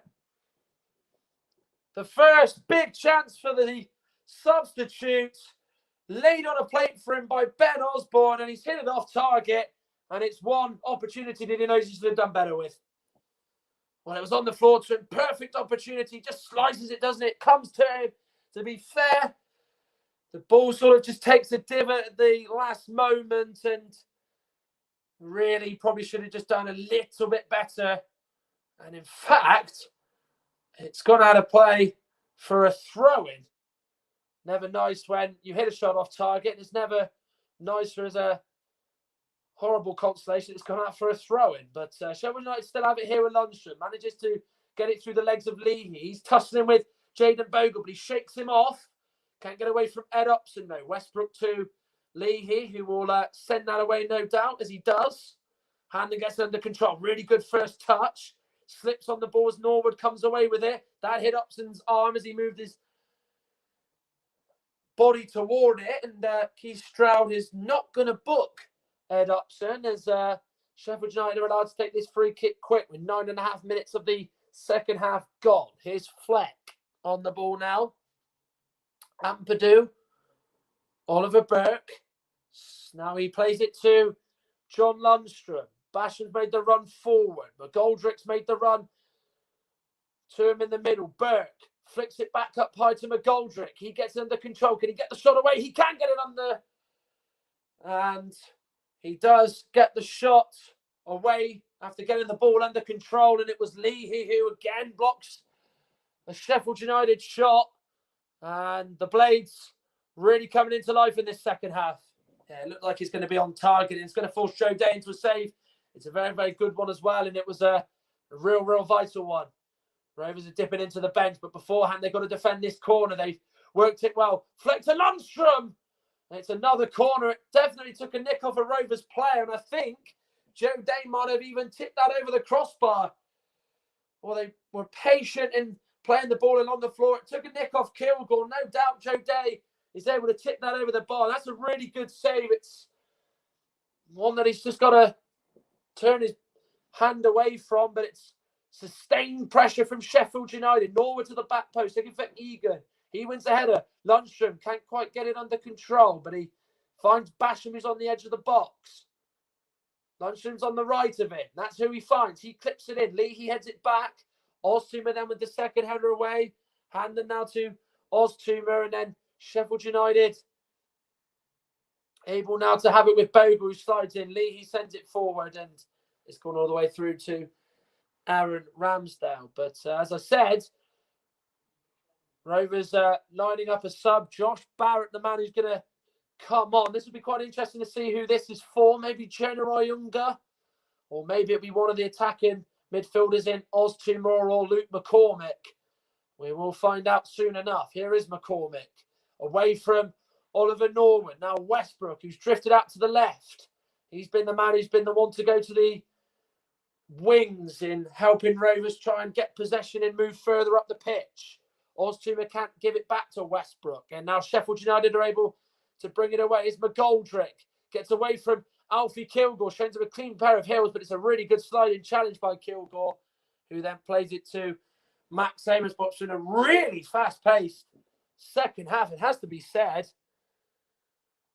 in this FA Cup tie. And it's one that both sides are really hell-bent on trying to win. And at the moment, if anyone's going to score, it's going to be the Premier League side, Sheffield United. Ramsdale with a heavy touch. He just decides to knock it there. And McCormick plays it to Jonah Oyunga. He won't get on the end of it. Ampadu there to sweep up and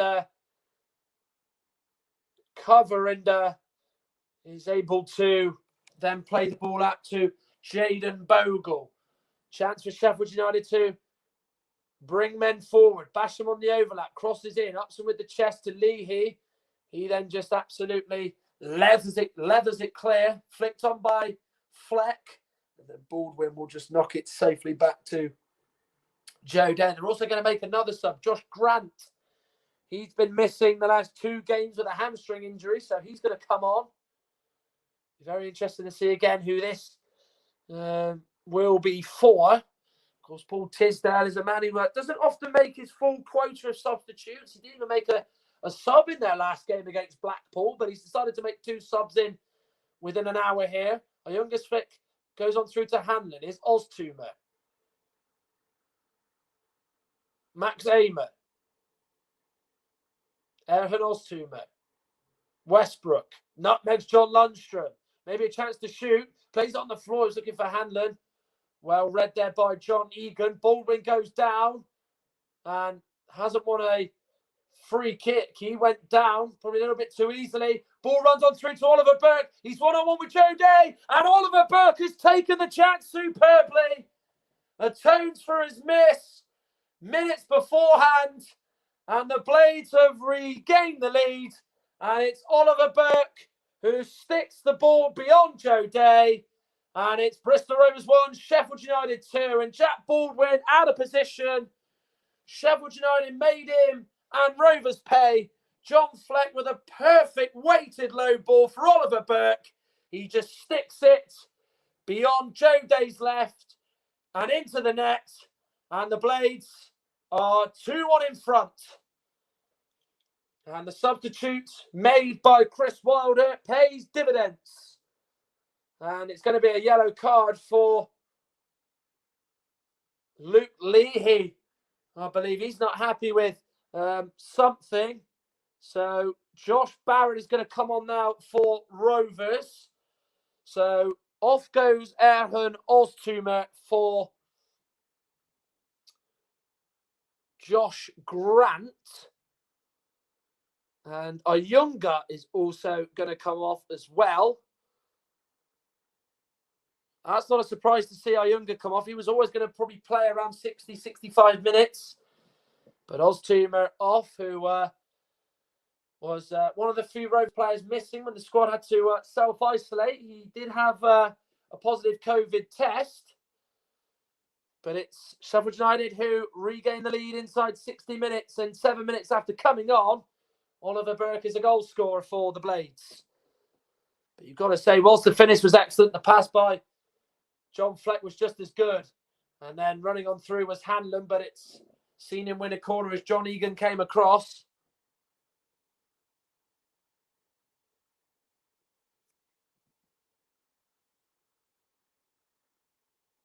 So it's going to be Luke McCormick who looks like he's going to take this.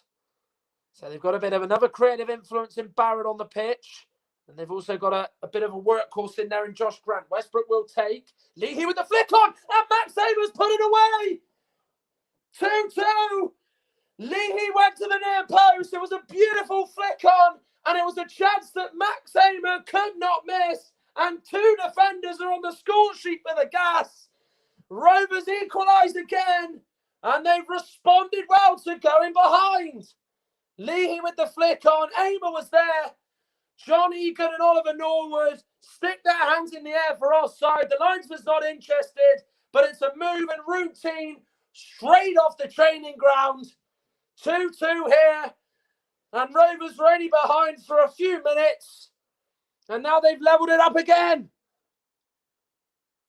And it's a really good time to score your first goal as a Bristol Rovers player is McGoldrick. Now it's Jaden Bogle. The chance is for him. And Sheffield United have gone 3-2 up.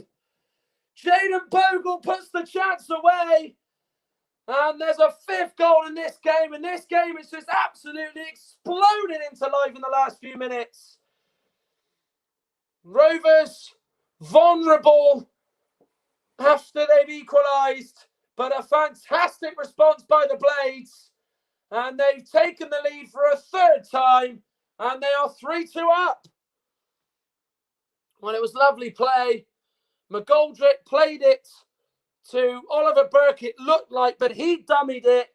Making the run behind him was Jaden Bogle, who slotted it beyond Joe Day under his legs. Brilliant finish. His 2nd of the season. And they were only level, Rovers, for a minute. We've seen 3 goals in 3 minutes. Absolute madness. And this FA Cup tie, which was such a tight contest at this point, it's just woken up even further. And just to recap as well what happened earlier, Luke Leahy was booked for, I think, answering back and protesting a little bit too much toward Keith Stroud, and Sheffield United have got to throw it, and bit of a chance now to let everyone catch their breath in what's been a crazy, crazy period.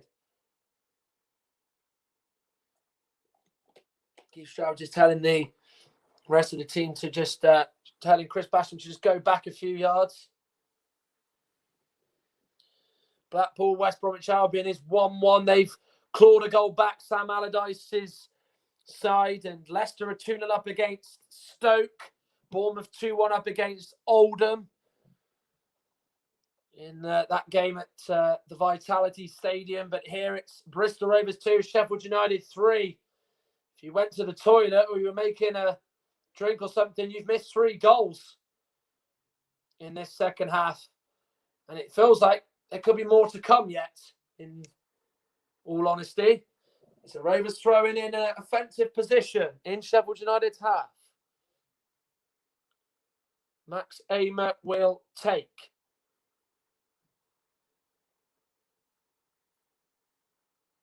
Gives it to Westbrook. Aimer will get it back. Pokes it through to Westbrook. Flag stays down. Aimer gets it back. Tries to find McCormick in the box. Sheffield United able to clear their lines. Here's David McGoldrick, who's really led the line well for the Blades. Pokes it through to Oliver Burke, who is offside. Of course, they had to wait for the attack to be stone dead. It wasn't quite stone dead, as Oliver Burke was still on the ball, but he did just stop. I think he knew in his mind that he was offside.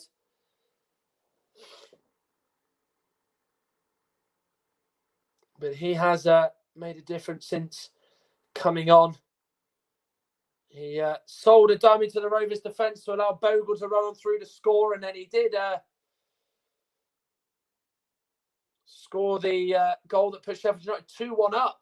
That was about 5 minutes ago, in fact, in that game. Well, in this game, sorry. And Max Aimer equalised when Leahy flicked the ball on. Aimer was there to put the ball in the net for 2-2. And then a minute later, Jaden Bogle scored and made it 3-2. So just to emphasise, and I have been, maybe I am repeating myself, but it has been a really, really crazy last 6 minutes. McGoldrick to Bogle. Josh Grant to Leahy. He clears it away. And then John Egan will send the ball out for a throw-in. You do look on the benches. Rovers have got width in Alex Rodman and Ali Koike to come on, then Sheffield United, I mean, they have just got Ryan Brewster they can bring on their record signing yet to score for the Blades. 25 million. And Billy Sharp, as we know, he's no stranger to scoring goals in the red and white for Sheffield United, or in this case, maybe the pink and black of Sheffield United. Here is Baldwin. Grant goes down. He's fouled by Bogle. Free kick. He did just poke the ball away, Josh Grant. Really clever play there, as he knew Bogle was going to come in and try and win it. And he did commit a foul. Well, they scored from a free kick, remember, in the first half. Through that man there, Alfie Kilgore. Can he repeat the feat? Westbrook will take. He's going to whip this in and hope that he can pick somebody out again. It's a delivery that's run on through to Ramsdale. He didn't take it at the first time of asking, but he made sure that the ball dropped on the floor and then just dived on it and kept it in his grasp. Here is Ampadu looking for Burke to try and get in behind a Kilgore, and Burke has done, chosen the pace there, and he's put it in. Oh, no, he hasn't. He's hit the post. Went behind Joe Day. He looked a beaten man. But the post is Rovers' saviour and stops the fourth goal going in for Sheffield United. Ampadu looked down that left-hand channel. Mismatch in terms of foot race between Oliver Burke and Alfie Kilgore. It just trickles onto the post.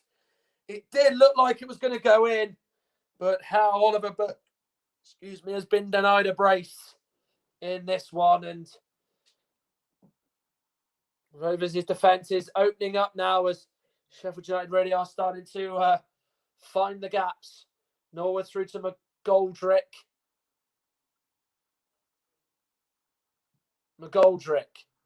Up to Bogle was his target, cut out by Leahy. Baldwin to Leahy. Barrett gets it back to the left back.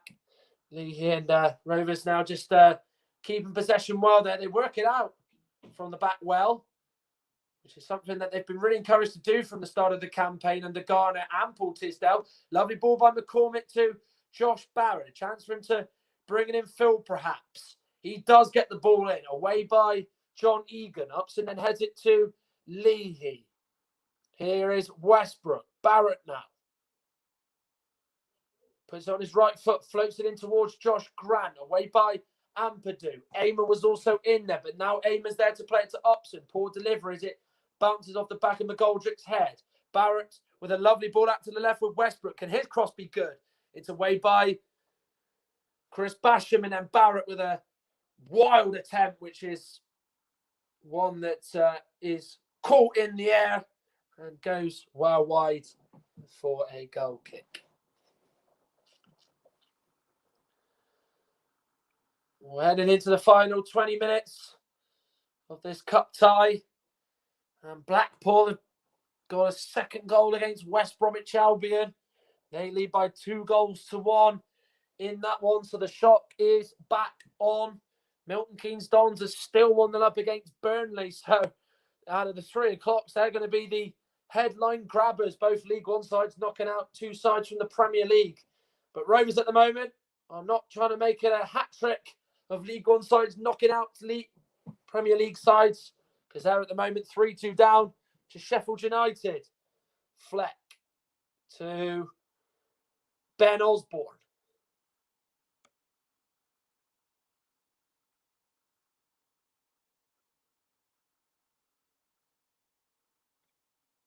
Lovely ball out to John Lundstrom. He now gives it to McGoldrick. Lundstrom will receive it again. McGoldrick tries to play it forward, but falls on his backside, and it's come to Rovers' aid there as they're able to try to get the ball out as McCormick's fouled by Oliver Norwood. Free kick. Rovers want to take this quickly, which they do. Here's Westbrook to Ed Upson. Now Baldwin. This game, incidentally, is the first time Sheffield United have scored 3 since that win on the 11th of July against Chelsea. They scored 2 in a league game against Manchester United, but they've not achieved 3 in any competition this season until today. And now they've done it against Bristol Rovers. Knocked on by Norwood. Here is Jack Baldwin.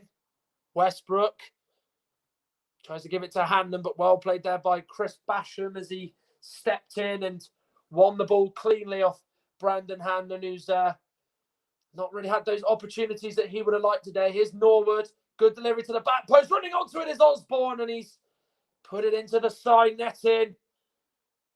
Such a beautiful cross by Oliver Norwood. Brushed the heads of all the Rovers defence in there. Osborne was arriving. He made the connection, but he just could not beat Joe Day at his near post. And instead has hit the side netting. And of course, really, he would have wanted the inside of the net moving about instead of the outside of the net moving about. And Keane Bryan looks like he's going to be introduced, and Barrett's going to chase onto it, but Basham able to knock it back to his goalkeeper there.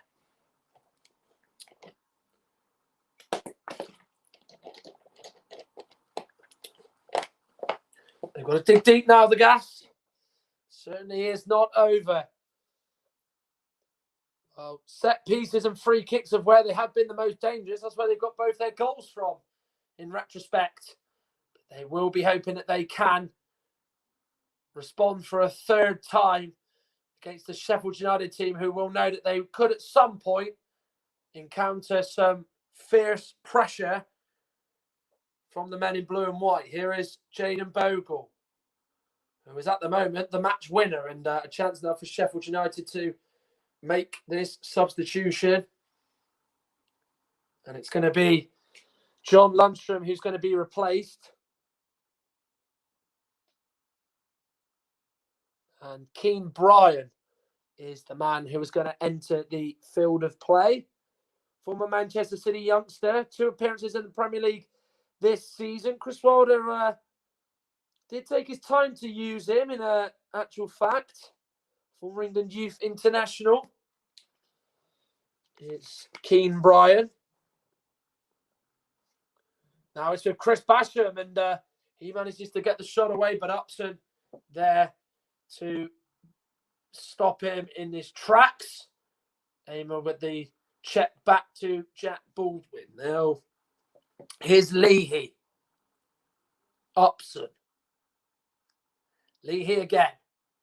He looks up looking for McCormick. Away by Egan. Hanlon does well in getting away from John Fleck. He knocks it to Westbrook. Now Aimer's up alongside him. Westbrook will get it back. No run down the line until Hanlon made that run, but it's cut out by Keane Bryan, and it's a throw-in to Bristol Rovers, which Aimer is going to take. He now throws it to Alfie Kilgore, who's up from centre-back. Westbrook comes to receive it. Puts the ball in. Hanlon gets it under control. Ball just sort of bounced and then went behind him, and he was in a whirlwind trying to get that ball under control and see where it was located. Burke has beaten Kilgore for pace, and it's run on through nearly to John Egan there. He almost thought he was going to get a shot at goal, as we know the centre-backs so often love to dart forward, and it's took a nick off a Rovers player, which has meant it's took it away from John Egan's foot. Here's Leahy to Grant. Leahy again. Looks for Westbrook, but then clearing it away. Stepping in is the Sheffield United defender, Egan. Now Baldwin has it in his own half. Sheffield United just sort of sitting back at the moment. Aimer tries to get under control and slips. And now he's out of position temporarily. Here is Ben Osborne. Inside to Norwood. Bit of a short pass. But then Norwood does manage to get on the end of it and play it to Osborne. Advantage played by Keith Stroud as McCormick fouled him. Here's Osborne again. Here's McGoldrick. Away from Kilgore. Goes now to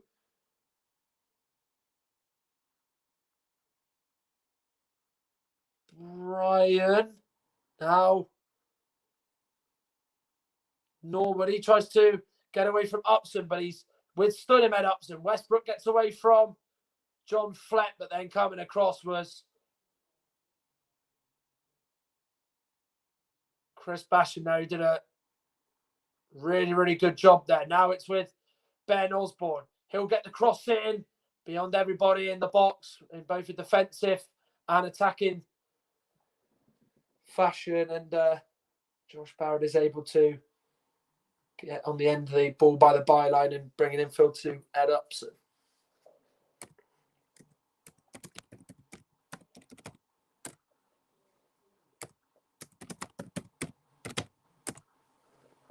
Played out the diagonal to Luke Leahy. Grant to Leahy again. They've got to just try and get it forward a little bit more.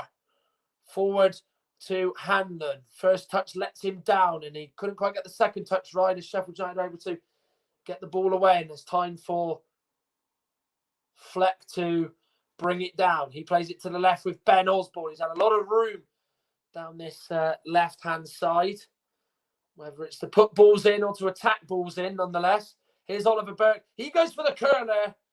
It is over the bar. Not too far over from the Scotsman.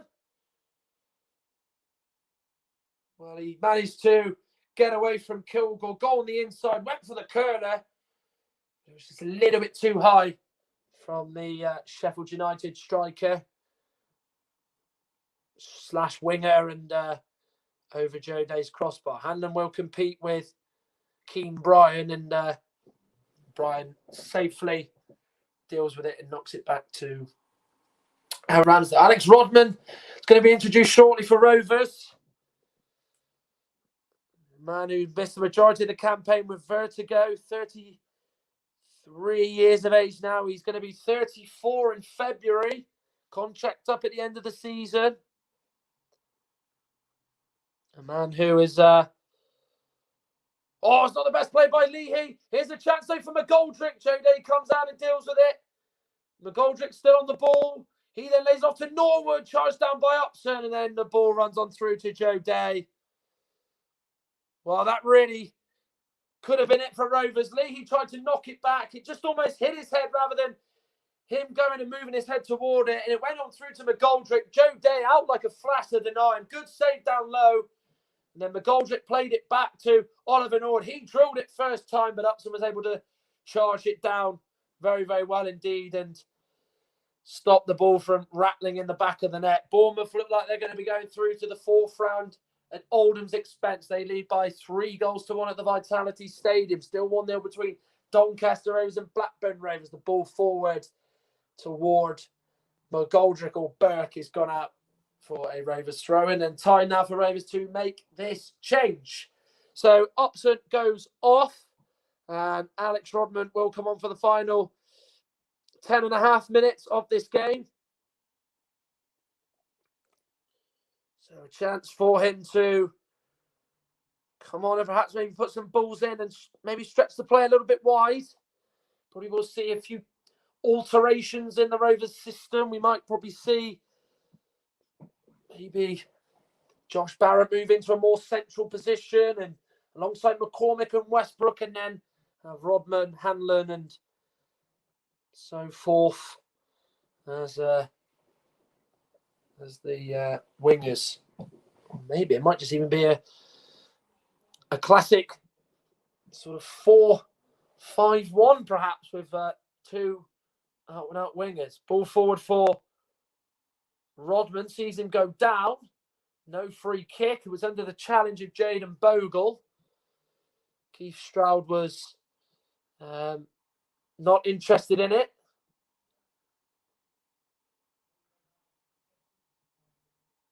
Tells Jayden Bogle to just go back a few yards. I think he's actually given it a free kick. It was an offside. In and amongst that, 9 minutes for Sheffield United to hold on to what would be their first win in 21 matches. The last one coming 6 months ago. It will be 6 months on Monday against Chelsea, in which they won by 3-0. Leicester 4-0 up against Stoke City now. No shock at the Bet365 Stadium as Brendan Rodgers' side safely through to round 4. Ball by Egan, cut out by Leahy. Westbrook tries to get it under control. They have done well to win the ball in the second half, Sheffield United. They have just, in the midfield especially, not really allowed Rovers as much time to play. They have got those good ball players in Westbrook and Oztumo, well, of course, who hasn't been on now for the last 20-plus minutes. And Josh Barrett was trying to get a corner out of it there, but he just kicks the ball out of play for a goal kick.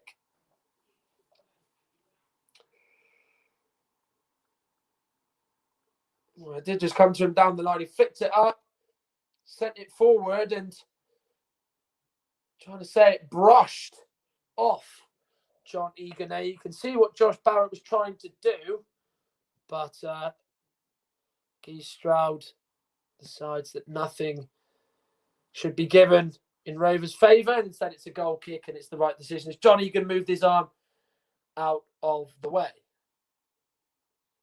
Norwood, free kick given to Rovers for a foul by Oliver Burke.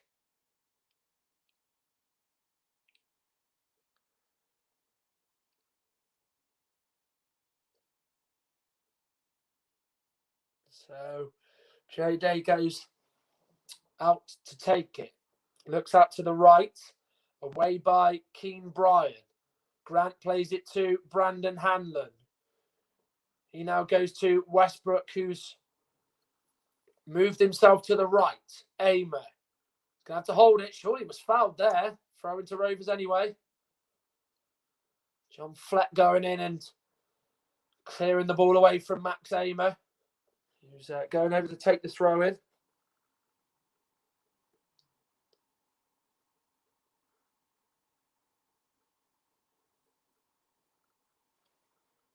He then throws it to Westbrook. Aimer gets it back. Surely he's got to put the ball in. He does. Looking for Kilgore. It's away by Egan. Hit by Baldwin. Well blocked by 2 Sheffield United players in there. Barrett with the ball to Rodman. He does well to get on the end of it. Rodman's going to fire a shot, but it's one that's trickled well wide of Aaron Ramsdale's near post. Well, he did really well there, Rodman, to just come across and get on the end of Barrett's pass. It was a little bit short, just lacked a little bit of pace on it, but he just got his foot to it, got away from 2 players. He's in a really good position. He's around about sort of 19 yards out, and you can see what he's trying to do with the intentions, but the shot just didn't have the power that it really, really needed. Ramsdale with the kick forward. Taken down by McGoldrick. Baldwin sends it forward. Grant then knocks it to Luke Leahy. Time's running out for Rovers to try and find a way back to send this to extra time. West Bromwich Albion have pulled a goal back again against Blackpool. 2-2 in that game. Here's Kilgore. Baldwin then decides to send it to Josh Barrett, who was his target he was looking for, and it nearly went over the head of the Sheffield United defence there until a header cut that attack short. Aimer with the diagonal ball, looking for Rodman. He will put Bogle under pressure. And then Bogle goes down under the push of Rodman, and it's going to be a throw-in, I think, and nothing else. And I think I could see in the corner of the picture that Sheffield United were going to make a change as well. Yes, they are. So Max Lowe will come on in place of John Fleck. Good afternoon's work for him. Got an assist for Oliver Burke's goal. His fellow Scottish international, and is such a good midfield player.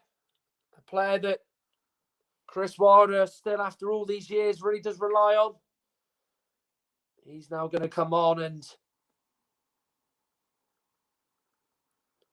hopefully just see the game out, Max Lowe.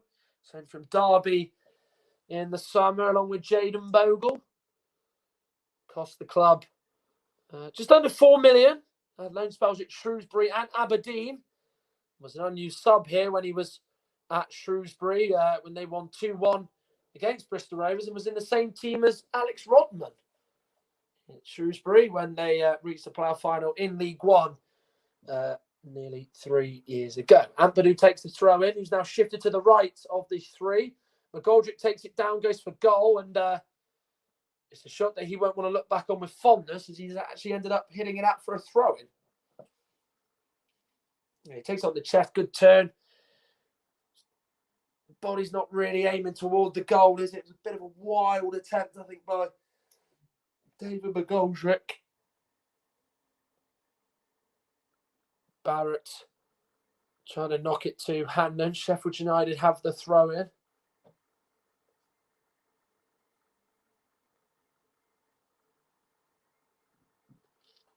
It's going to be Keane Bryan who's going to take it.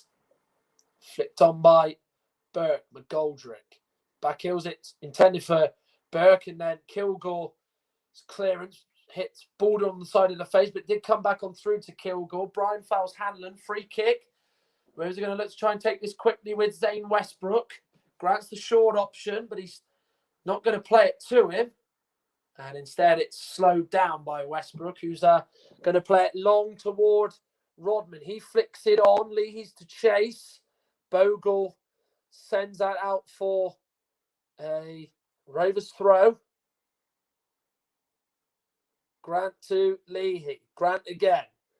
Turns into the inside. Now Kilgore to Westbrook in the middle of the pitch. Aimer, lovely back heel to try and see if anyone was going to be behind him. Unfortunately for him, no Rovers player was able to kind of work out what he was trying to do. There was a player down for Sheffield United. It is David McGoldrick who's gone down, but no need to stop play despite him holding the back of his head.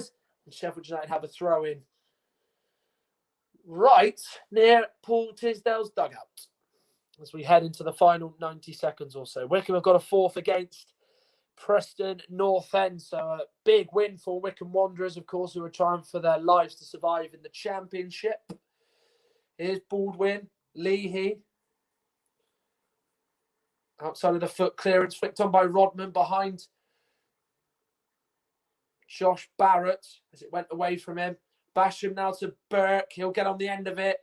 Really good acceleration of pace, but his cross straight into the arms of Joe Day. He had a lot more time than he thought there, to be honest, Oliver Burke. Grant now to Barrett. He now plays it to Alex Rodman. Backheels it to Barrett in a tight angle. There's two Sheffield United players close him down. He's just got to try to get something. It bounces off Bogle, but bounces in play.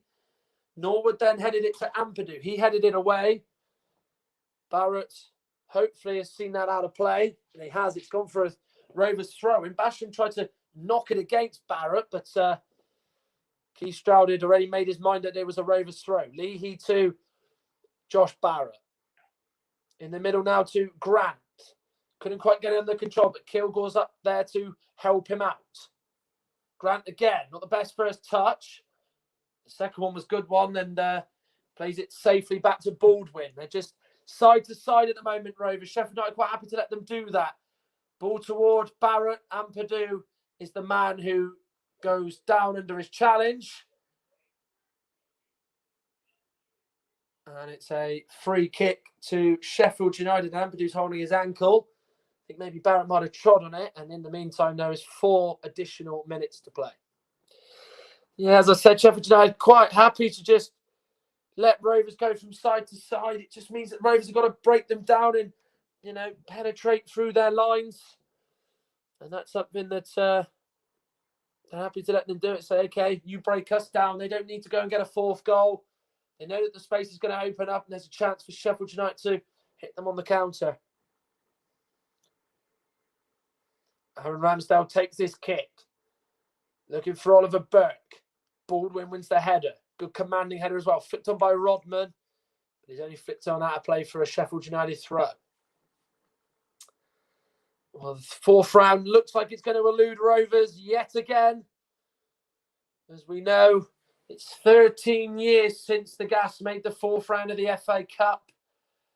It looks like it's going to be another year. It's going to be at least a 14th year before they can potentially do that. Well, Sheffield United look like they're going to be on the board for a win. for the first time in any competition in the 2020-21 season. Leahy, got to go forward. Looks diagonally. Is it going to go on through to Amer? Away by Ben Osborne. Rovers throw. Throw-in is taken to Josh Grant. He then looks towards Rodman. He flicks it down to McCormick. Chance to shoot. McCormick does shoot, but it's straight at Ramsdale. He set it up nicely. Called it sweetly on the half volley, but unfortunately for him, it was straight at Ramsdale and easy for the Sheffield United keeper to deal with.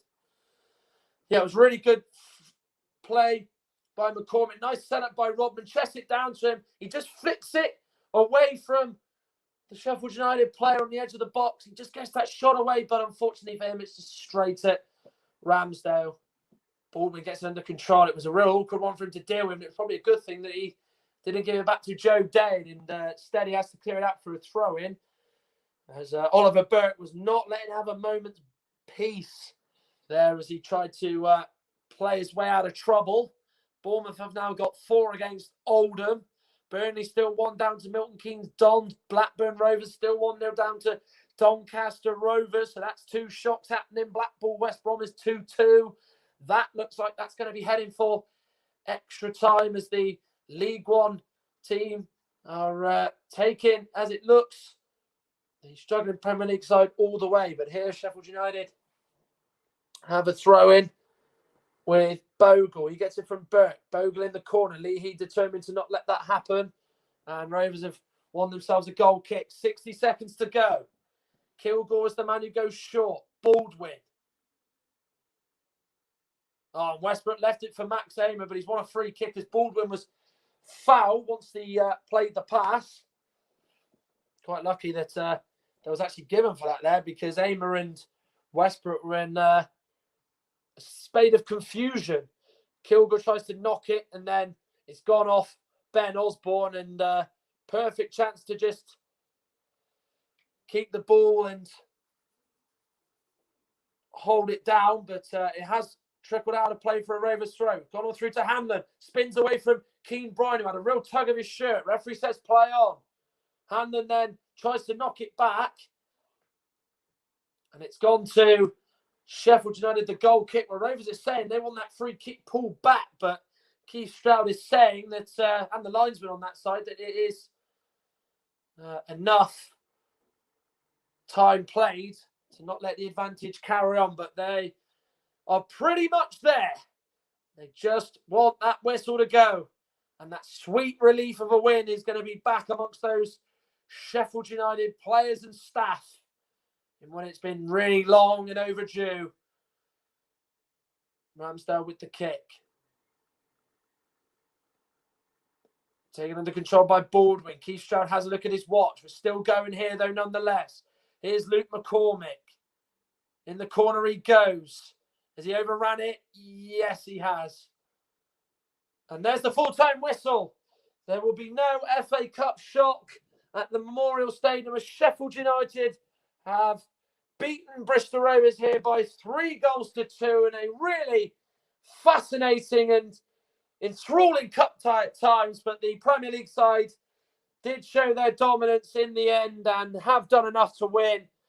It was a game that was 1-0 at the end of the first half. Lee Mousset scored inside 6 minutes that saw them go in front. Then Alfie Kilgore got Rovers level in the 21st minute by heading in from a Zane Westbrook free kick as he got in between McGoldrick and Chris Basham. And then the second half, Oliver Burke, 7 minutes after coming on, put Sheffield United back in front at 2-1. Rovers responded again just 2 minutes later. A corner whipped in by Westbrook, flicked on by Leahy, and then there was Max Amer to put the ball in the net as he escaped the clutches of the Sheffield United defence and put it beyond Ramsdale. Then just 60 seconds later, Jayden Bogle put the ball in the back of the net after getting it on the end of a McGoldrick pass, and in between it, a dummy from Oliver Burke.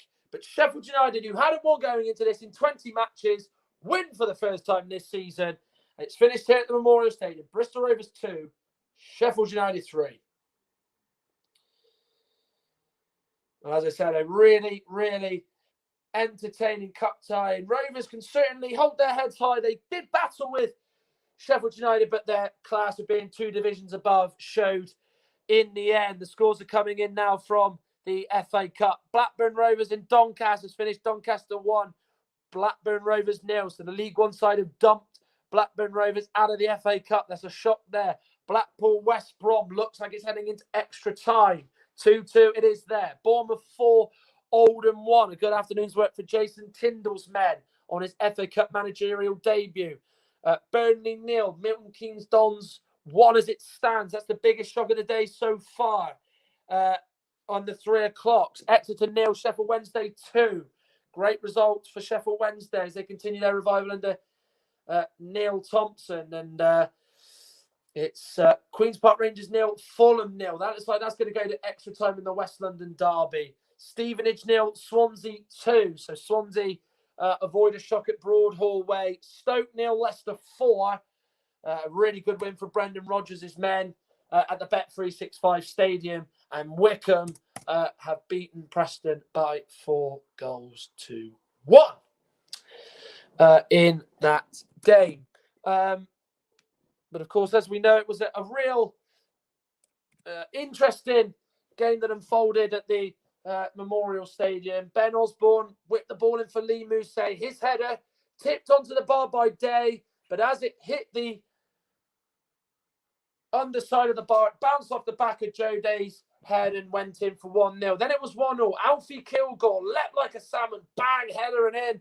Beyond Aaron Ramsdale, perfect delivery by Zane Westbrook. He got in between 2 Sheffield United defenders in Chris Basham and, David McGoldrick, who, of course, is the attacker for Sheffield United. He got in between those 2 players, nodding it beyond Ramsdale, who was at full stretch, but could do absolutely nothing about it. Then they had a close opportunity in the first half with John Lundstrom as he was denied by Joe Day, making a really, really good save to keep the score at 1-1. Lundstrom there did really well flicking it up, but he just couldn't steer it beyond Joe Day, who was at full stretch. Well, then Sheffield United in the second half, they had a really good spell. They came close on a couple of occasions. John Lundstrom, that man again, who probably should have had a goal for his troubles. He had a shot, that was deflected by Kilgore and then tipped over by Joe Day. And what was a really, really good save. And then with Jack Baldwin out of position, Sheffield United pounced and preyed on Rovers being exposed at centre-back, with John Flett playing a lovely ball through to Oliver Burke, and he calmly slotted it beyond Joe Day to his left-hand side as he scored his second of the season and scored 7 minutes after he came onto sub, and moments before he missed an opportunity where he sliced it. Rovers then, though, made it 2-2. Westbrook's delivery. Leahy flicked it on. Max Amer there to put the ball away into the net. A brilliant corner routine, working a treat for the Gas as Leahy got above Lundstrom, and then there was Max Amer to put it in there as he made the run through the middle and score his first goal for the Gas since signing on a free from Gillingham. And that got Rovers level just 2 minutes after they went level. And then a minute later, Jayden Bogle scored. He made it 3-2. It was a poor clearance by Leahy that resulted in Bogle playing it to McGoldrick. He then played it through to Jayden Bogle after a lovely dummy from Oliver Burke that saw the match winner come in the 63rd minute from the man who scored his second of the season as well. There was more chances to come.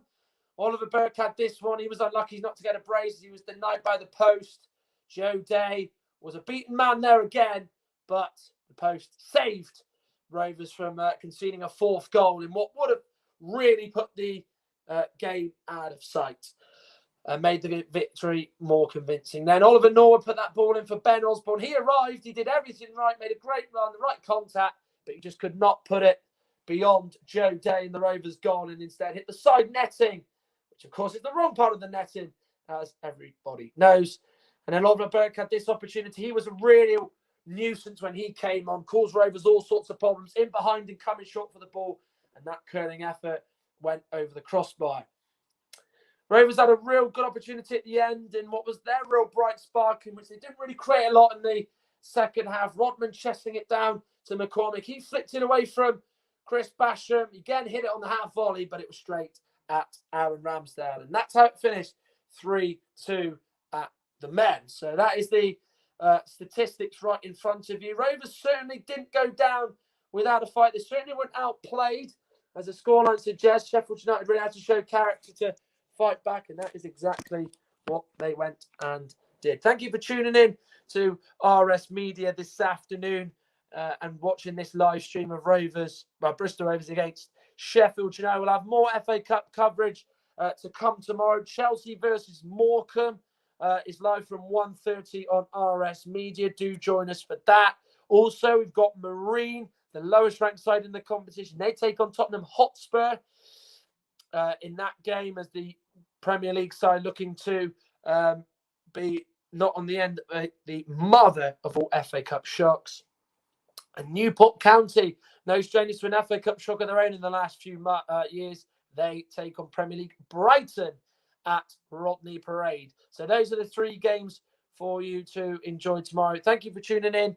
I've been Matt Iles, and you've been watching RS Media. Thank you for listening and watching, and goodbye.